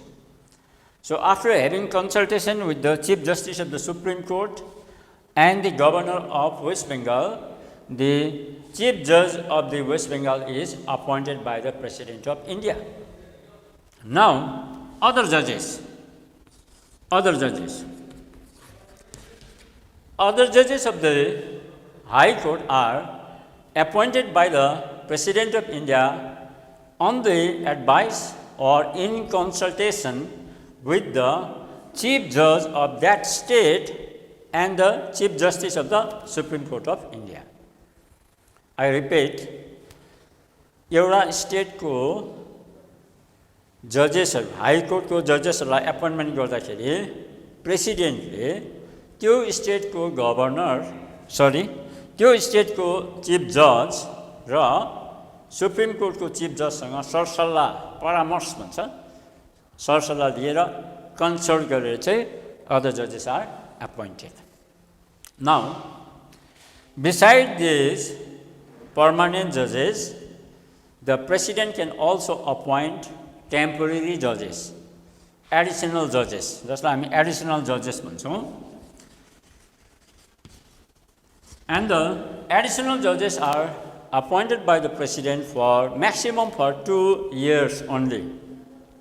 काम बेसी भयो, judgement दिनु बेसी भयो भने, काम load overload भयो भने, the president can appoint the judges, additional judges for the temporary period, that is for 2 years. So this is the composition of the High Court. अब हामी देख्छौँ term. The High Court judge को term of service. When a person is appointed as the High Court judge, then he can continue up to 62 years. त्यसको मतलब सिधा भाषामा भने उसको रिटायर हुने एज चाहिँ 62 वर्षसम्म चाहिँ उसले काम गर्नु पाउँछ. He or she can continue as a High Court judge. If he or she is appointed as the judges of the High Court, then he or she can continue up to 62 years. तर कोही बेला के हुन्छ भने even before 62 years may resign. म त यहाँनिर काम गर्दिनँ, म त जान्छु, मलाई यहाँ प्रेसर भयो, बेसी पोलिटिकल प्रेसर भयो, यहाँनिर बिजनेस मान्छेको प्रेसर भयो, ठाउँ राम्रो यो भएन, I want to resign. Okay, he can resign. Number 1. Number 2, sometimes can be removed. Sometimes he can be removed. अब तिमीले इम्पिचमेन्ट भन्ने पढ्यो हैन? इम्पिचमेन्ट अस्ति पनि मैले while teaching the independence of judiciary, I have already taught you. If a person to be appointed as judge is sincere, honest, and working sincerely honest according to the law of the country, impartially he is performing his duty, he or she should have the right to continue in the service.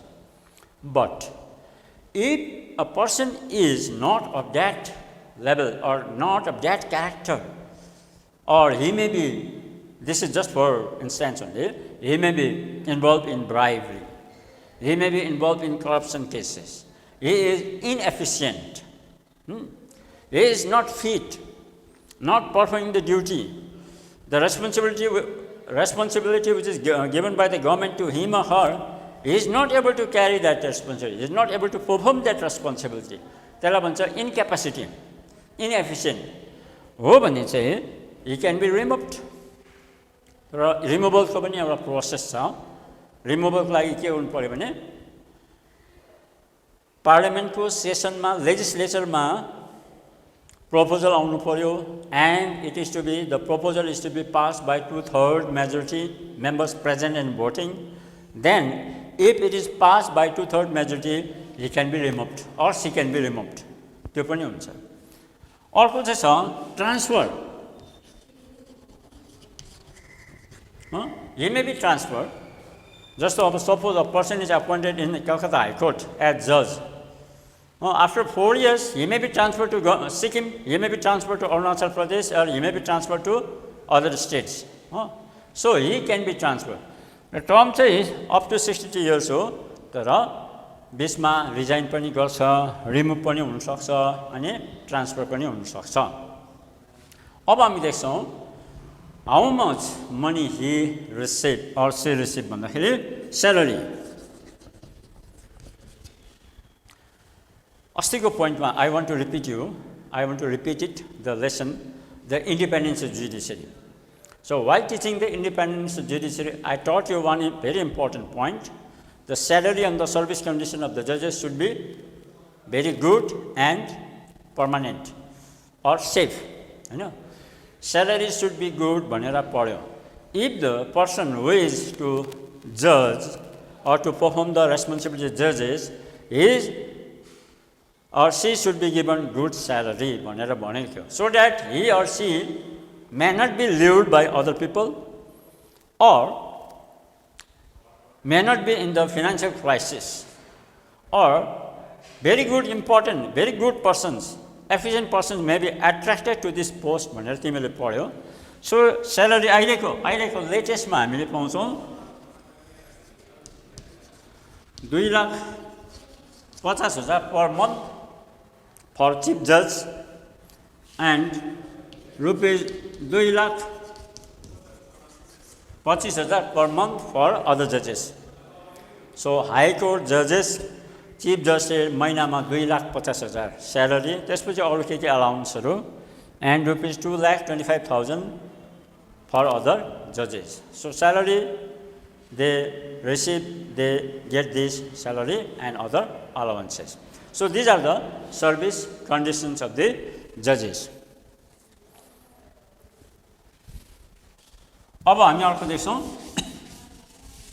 qualification.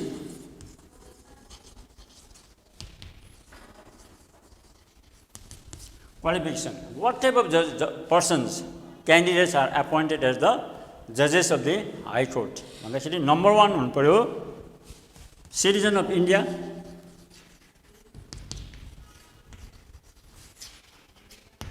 an Indian citizen can be appointed as the judges of the High Court. He or she must be the citizen of India.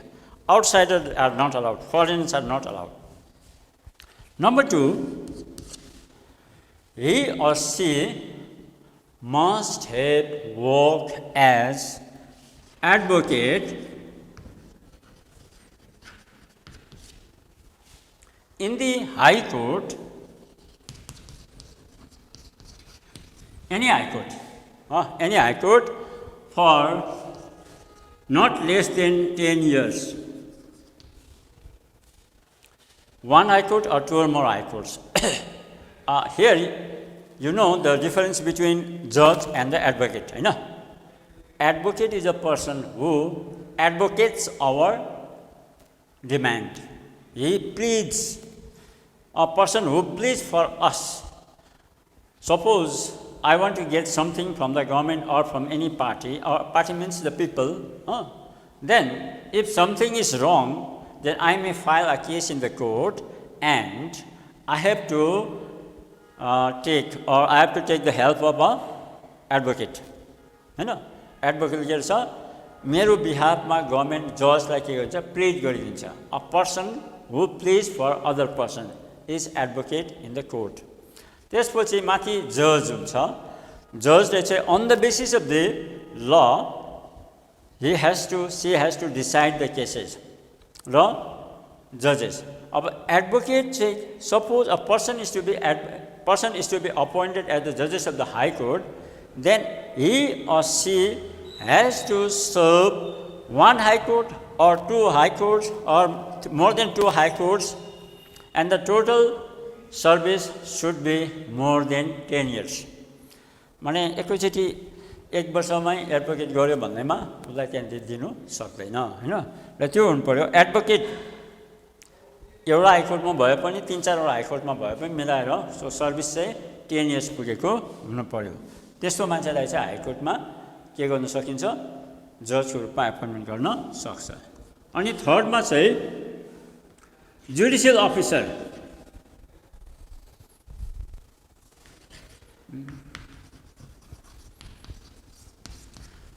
Suppose a person is appointed as the judicial officer in any territory of India, in any part of the country, in any part of the state.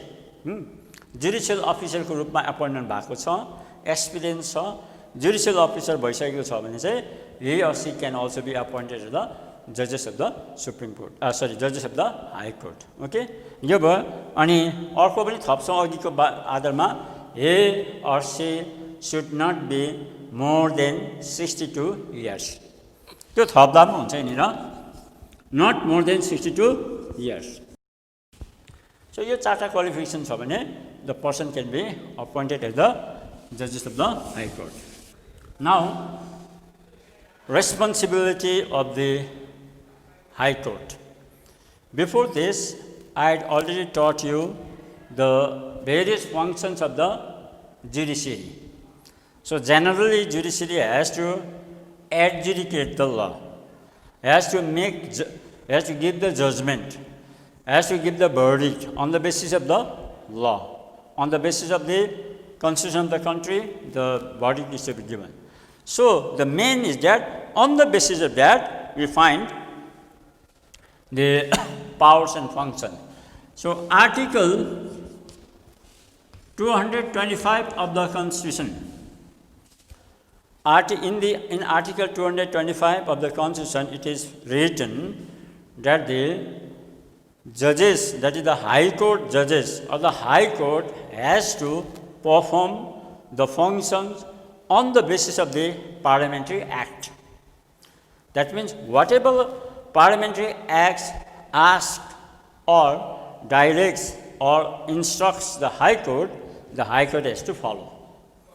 So Article 225 को धारा, Article 225 धारा, संविधानको धारा 225 मा संविधानले भनेको छ कि हाई कोर्टले चाहिँ पार्लियामेन्टको इन्स्ट्रक्सन अनुसार चाहिँ काम गर्नुपर्छ.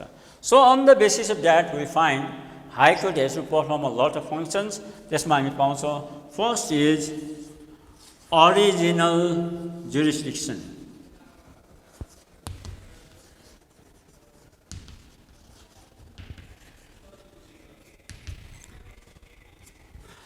Before this, I just want to tell you the meaning of this jurisdiction. म त पहिला पनि मैले बताएँ र पनि I want to repeat it. Jurisdiction means two things. Jurisdiction means area or the boundary or the places over which the High Court can exercise its functions. Number one. Number two मा jurisdiction मा चाहिँ यसको subjects कुन विषयमा चाहिँ High Court can exercise its power. So jurisdiction, so original jurisdiction means the area over which the High Court can exercise its power in the original form, that comes under the original jurisdiction. एउटा high कोर्टले के विषयमा कुन क्षेत्रमा चाहिँ केसहरू चाहिँ directly लिनु सक्छ. Before this, I just also want to tell you, I want to repeat it because I have already taught this point to you while teaching the functions of judiciary and the Indian judicial system. मैले पहिल्यै पढाइसकेको हो. In the Indian judicial system, you find the structure of our system is pyramidal, and one court is connected with another. At the top there is Supreme Court, there are High Court, District Court, Sub-Division Court, and other lower courts. And if the case is not completed or case is not settled, or the person who are involved in the case, they are not satisfied here, they may file the case to the higher court. त्यसलाई हामी appellate भनेर अस्ति मैले सिकाएँ, अहिले पछि हामी पाउँछौँ. But there are certain cases, but there are certain matters in which the persons, the group or individual who are involved in the case may directly file the case, and in such case the court may directly receive the cases. If the court directly can receive the cases from the public, from the people, from the party, from the government, then it is called original jurisdiction. So original jurisdiction ma regarding revenue matter, all matters related with the revenue, that comes under the original jurisdiction of the High Court. You know the meaning of revenue related with the money? And it is the court, the case can be filed in the court, in the High Court. Now, the Parliament of India, while giving the powers and functions, the framers of the Indian Constitution, before independence of the country, before the adoption of the Indian Constitution, many systems which were already there, these systems were brought and incorporated in the Constitution. So, in this case also, original jurisdiction of the High Court, which was there even before the independence of the country. भारतवर्षको राज्यमा जुन चाहिँ independence भएर पछि भयो त्योभन्दा अगाडि पनि system थिए, administrative system थिए, जुडिसियल सिस्टम थिए, त्योहरूलाई नै यहाँनिर लिएर आएको छ. And it is said that the original jurisdiction was incorporated in the Indian Constitution, which was already there in practice. The same system was followed. गर्दाखेरि revenue system जुन चाहिँ थियो, that was also included in the original jurisdiction of the Supreme Court. But in the year 1976, 42nd Amendment Act was passed. 42nd Amendment Act passed भयो, त्यसले चाहिँ यो revenue power originalबाट हटाइदियो. तर फेरि पछिबाट in the year 1978, by bringing amendment, 44th Amendment Act, again it was brought back. मैले अस्ति तिमीलाई amendment को विषयमा पढाएँ. It is the responsibility of the legislature to amend the constitution, to bring the changes. So even in this case also, the Parliament of India had passed by the 42nd Amendment Act in the 1976, this revenue original jurisdiction of the High Court regarding revenue should be abolished. तर पछिबाट फेरि त्यो भुल भयो, फेरि it was revived. र यसमा हामी देख्छौँ यो revenue विषयमा matters related with the revenue that comes from the original jurisdiction of the High Court. त्यसपछि हामी देख्छौँ civil and criminal cases, matters. All civil and criminal matters, that also comes under the original jurisdiction of the High Court. अब यसमा the cases in which the people are involved, in which the properties are involved, in this case what you find, the value must be measured. र यहाँनिर के भन्छ भने rupees 20,000 and above, if the value of the property is rupees 20,000 and above, these type of cases are accepted by the High Court in the form of original jurisdiction.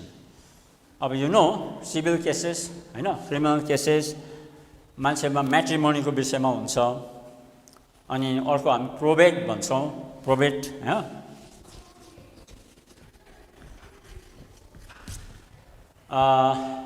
You must have idea about the will, W-I-L-L, will.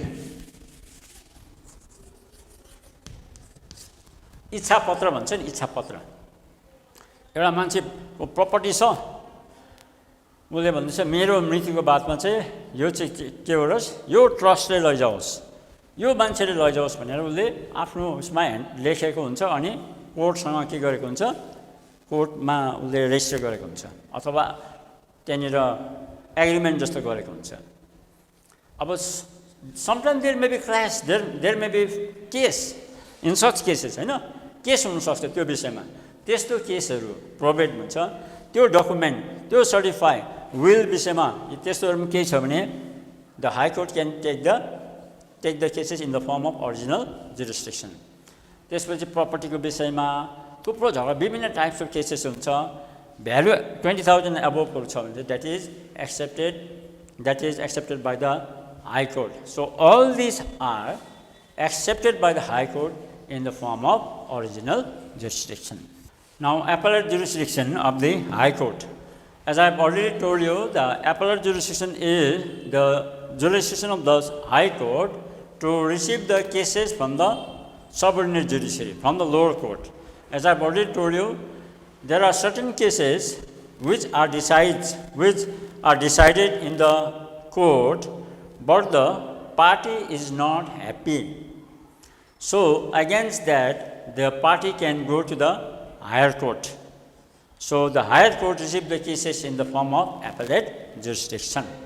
र त्यस्तै प्रकारले हामी यहाँ देख्छौँ civil case पनि हुन्छ criminal case हुन्छ civil केसमा high कोर्टको पनि first you have to know below high court you will find district court and in the district court you will find civil cases civil court and the criminal court civil केसमा हामी पाउँछौँ district court so यदि district कोर्टमा मानिलियो take for instance of कालिम्पोङको district कोर्टमा case decide हुँदाखेरि case file भएर केस डिसाइड हुँदाखेरि यो केसलाई यो चाहिँ भेरी इम्पोर्टेन्ट म्याटर्स छ यहाँ हुँदैन भनेर हाई कोर्टमा पठाइदिनु सक्छ the cases may be refer to the high court so subordinate जुडिसियरीमा डिस्ट्रिक्ट कोर्टबाट अथवा एडिसनल डिस्ट्रिक्ट कोर्टबाट एडिसनल जजबाट डिस्ट्रिक्ट जजबाट त्यो डिसिसनहरू त्यहाँबाट लिएर माथि हाई कोर्टमा जानु सक्छ if the persons involve in the cases are not satisfied may file the case to the higher court, that is in the high court, number one.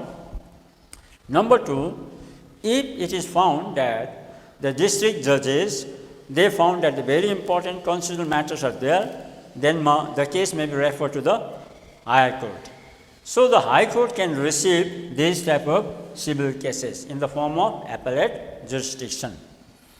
त्यसै प्रकारले क्रिमिनलमा पनि हामी पाउँछौँ यहाँ हुन्छ क्रिमिनलमा you will find district session court अनि त्यसैमा additional session court पनि हुन्छ यदि डिस्ट्रिक्ट सेसन कोर्टले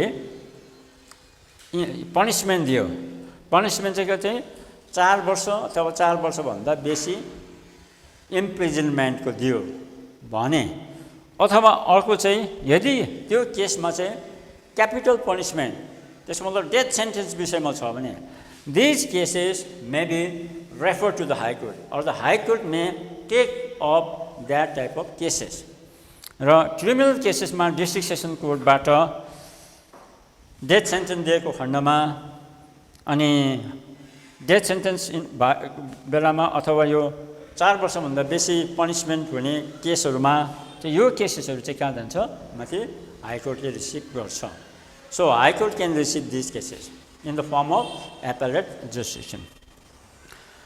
अर्को हामी पाउँछौँ before this I had also taught you Indian judicial system and in which you will find pyramidal structure and in many districts you will find the towns are much more improved than in such cases you will find metropolitan city जस्तो municipality नभएर metropolitan हुन्छ metropolitan city हुन्छ त्यो metropolitan सिटीमा metropolitan काउन्सिलहरू त्यहाँनिर राखेको हुन्छ metropolitan city जस्तो अब कोलकाता भयो सिलगढी भयो हैन त्यसमा चाहिँ मेट्रोपोलिटन सिटी कोर्ट छ यहाँ पनि the cases which are going on here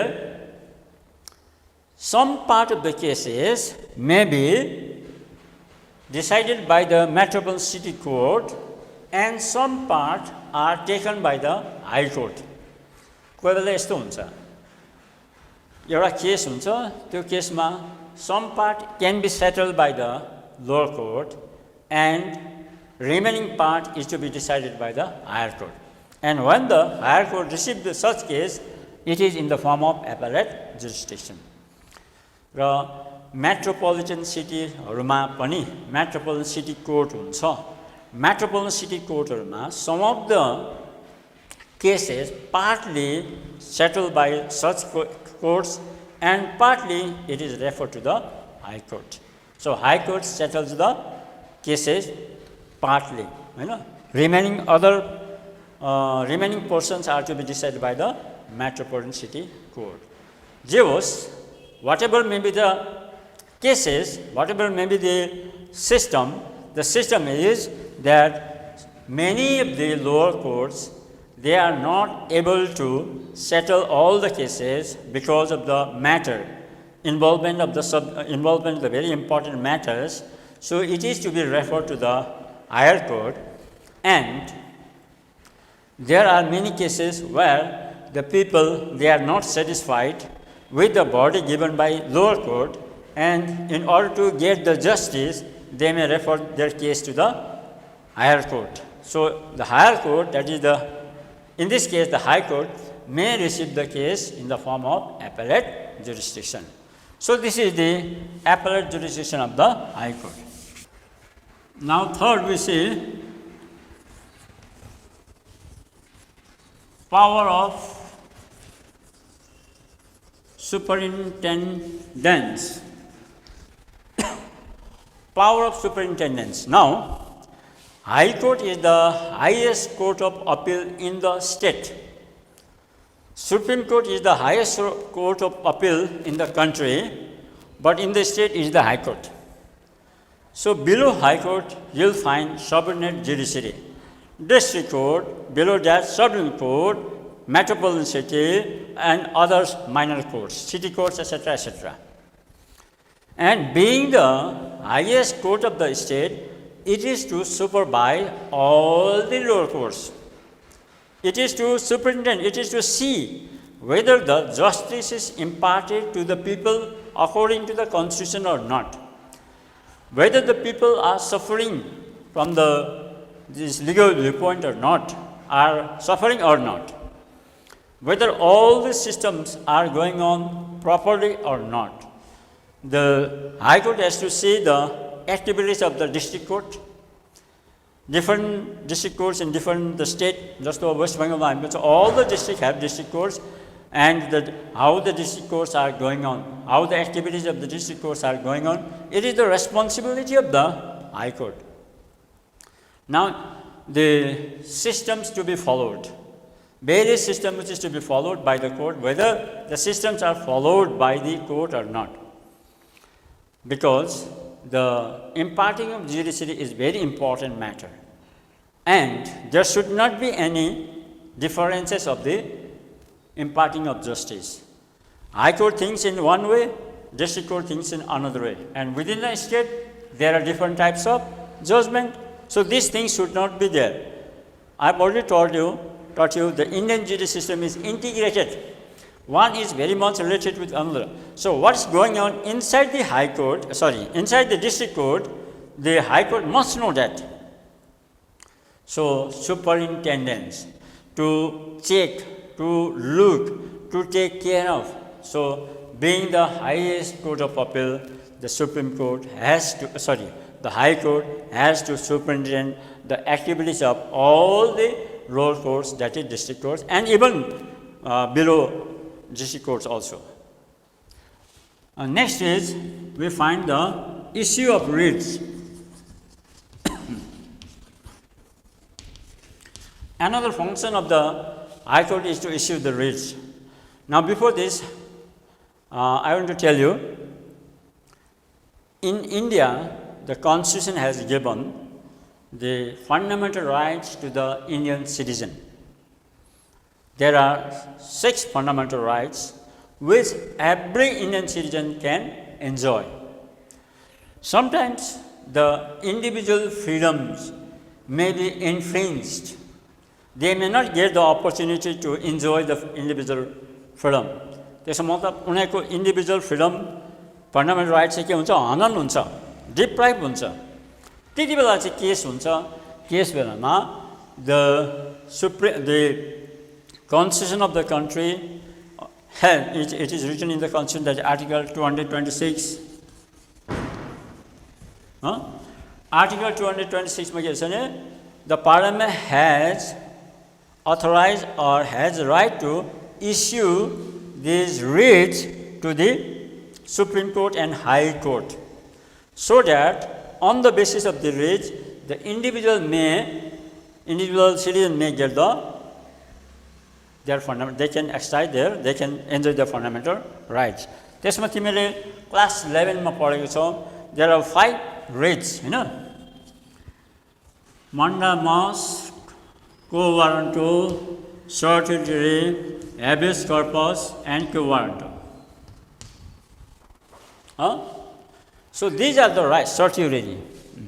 These are the rights which the individual, these are the writs, and if any person, any individual is infringed of their fundamental rights, if they are deprived of their fundamental rights, so the High Court, already the High Court can issue these writs to them, and the people with the help of these writs can protect themselves from debarment, or they can enjoy the fundamental rights. र यो अधिकार पनि high कोर्टलाई दिएको छ, हैन? र high कोर्टले यो रिट्सको सहायतामा individual सिटिजन्सहरुको fundamental राइटलाई चाहिँ save गर्न, protect गर्न सक्छ।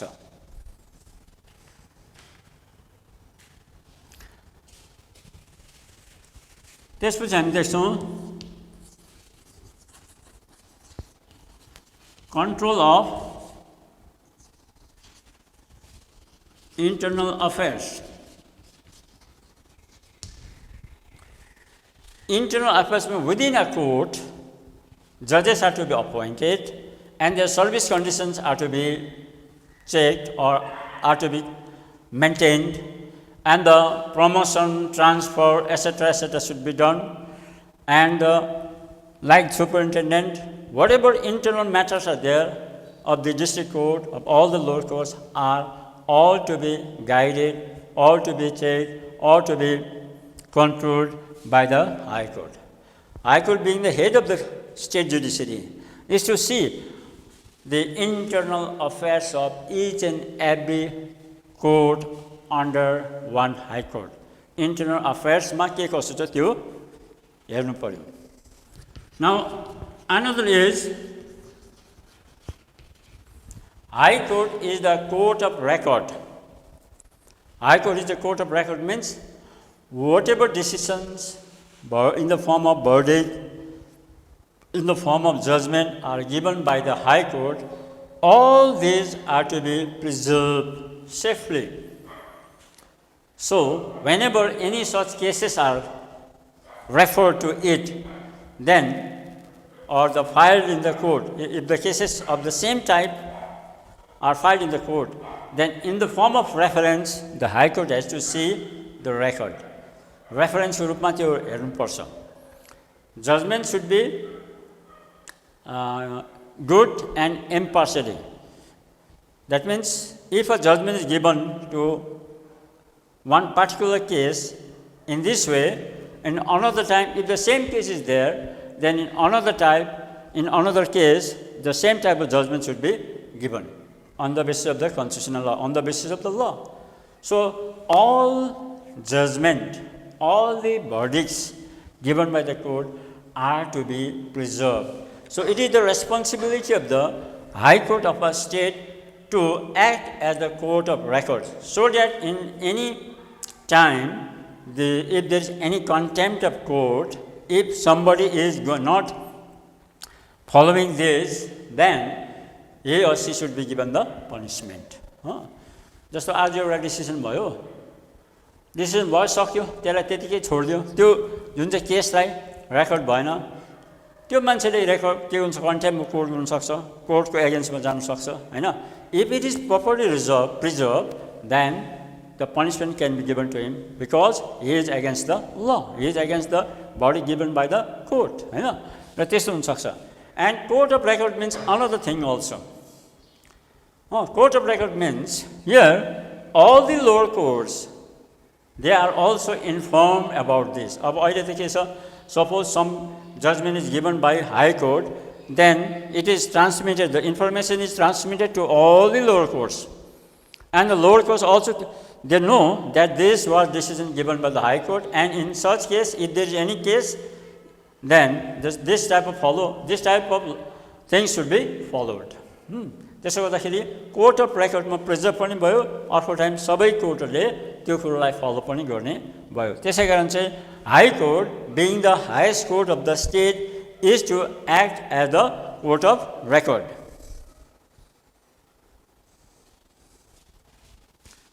अर्को हामी देख्छौँ judicial review.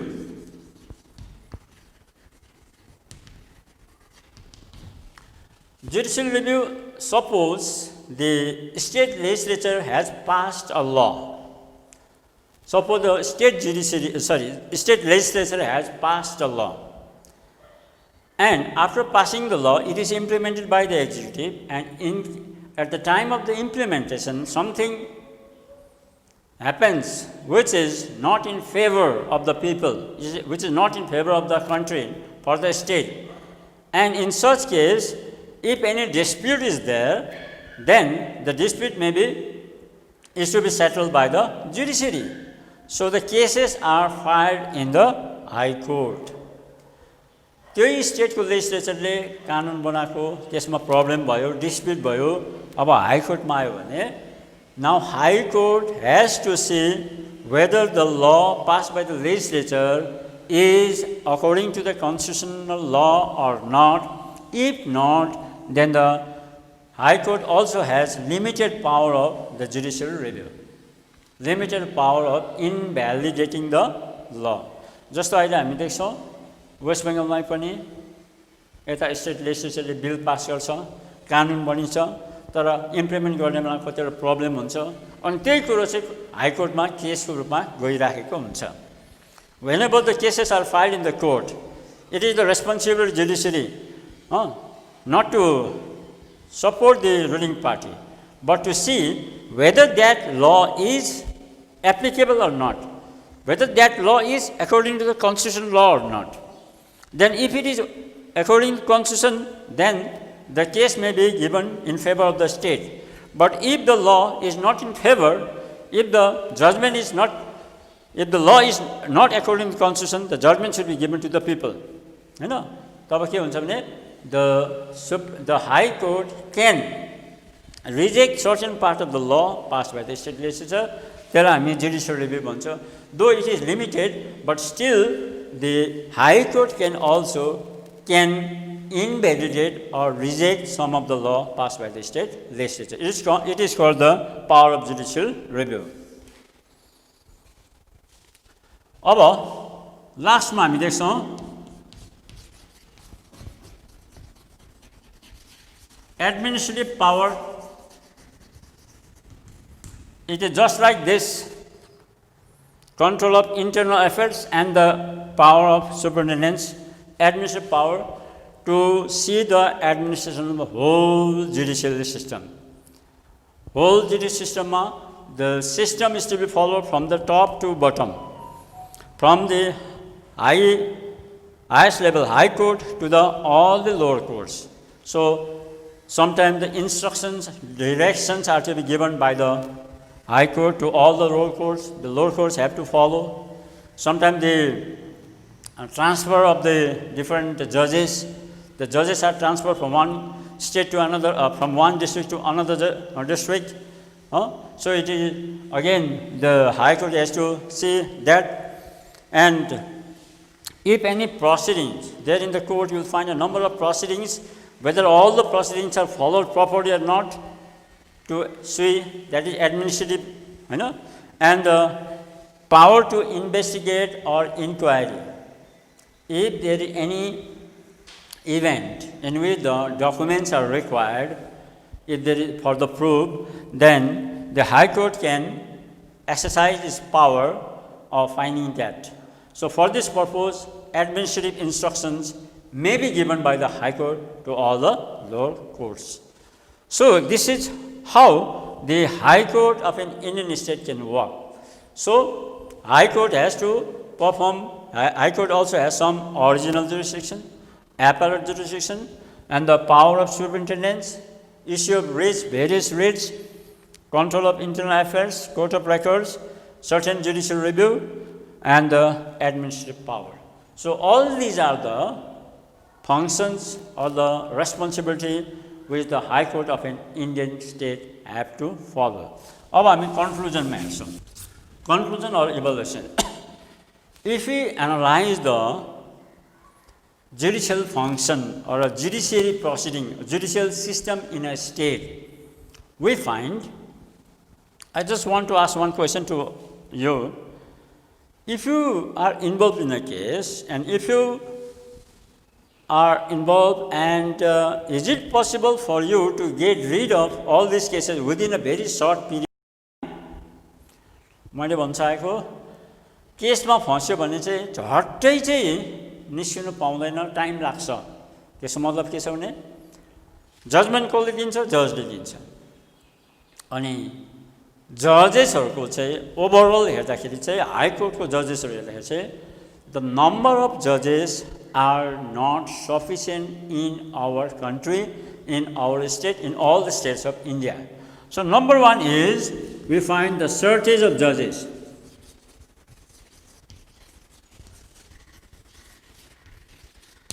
Shortage of judges. Overall, यसको evaluate गर्दाखेरि judiciary system state भित्रको judiciary हेर्दाखेरि हामी के पाउँछौँ? In all the court, in all the high court, we find judges are less in number. Nowadays, what we find, the people, even in some small cases also, some minor cases also, they go to the court. कोर्टमा जान्छ, case हुन्छ, लामो हुन्छ, तम्किन्छ, यस्तो हुन्छ. तर judgement दिने जजेसहरू चाहिँ त्यो कम्ती देखा परेको छ. So shortage of judges, and because of the shortage of judges, the judgment is not ready or the judgment is not quick. It takes a lot of time. So number one evaluation मा हामी त्यहाँ देख्छौँ. Number two मा हामी देख्छौँ frequent transfer. अब इन्डियामा के छ भने जजेसहरूको घरिघरि ट्रान्सफर हुन्छ. त्यो ट्रान्सफर हुँदाखेरि भनेको जस्तो काम चाहिँ स्मुथली कन्टिन्युसली हुन पाउँदैन. हिन्दी सिनेमामा पनि हेरेको होला हैन, त्यहाँनिर जजले ठिक पार्टीको अथवा इन्फ्लुएन्सियल मान्छेको काम गरेन भने उसलाई के हुन्छ? ट्रान्सफर गरिदिन्छ. त्यस्तै हो. अब यही हुन्छ भन्ने होइन, तर the system is there because if one person is allowed to work continuously in that place, a number of things happen. So in order to see all these things, the judges are transferred. But the judges, the transfer of judges is frequent. So that also has worked as a very stumbling block in the way of Indian judicial system. Third, हामी देख्छौँ influence and pressure.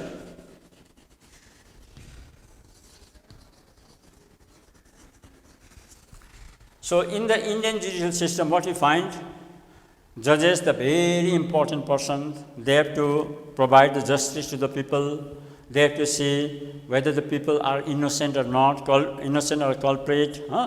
But in many cases, they are influenced. Yes, judges, they try to work independently, without any partiality. They wanted to work independent. They wanted to work impartially. But in many cases, we find judges are influenced by the many things, like political party also, like influential person also, like the government also, like that. No. So if it is not there, that means if the judges try to work independently, even in some cases we find. So this is the picture of the Indian state judicial system. So in this way or that way, some influence, some pressure is always there. And the judges, they have to work in great pressure. Especially whenever the cases are involved. In the cases, if the very influential persons are involved, then it is very difficult for the judges. So even then the judges, they are trying their best to perform, to impart the justice to the people, but in some places we find these things. So what we find, these are the, otherwise Indian judicial system is working, overall it is working smoothly, overall it is performing its duty, but in the overall we see these are the, now the very important thing is all these things the judges of the High Court, they have to take care of all these things. Even the government also has to see that the judiciary is imparting justice to the people impartially. So this is all about the powers and functions of the High Court of an Indian state. So I want to give one homework to you, that is, discuss the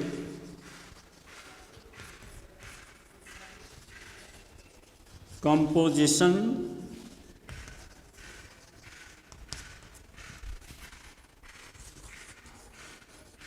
power and functions of an Indian High Court. 3 plus 5. This is also important for year 2021 examination from the judiciary union executive, judiciary in India. Okay, this much will be.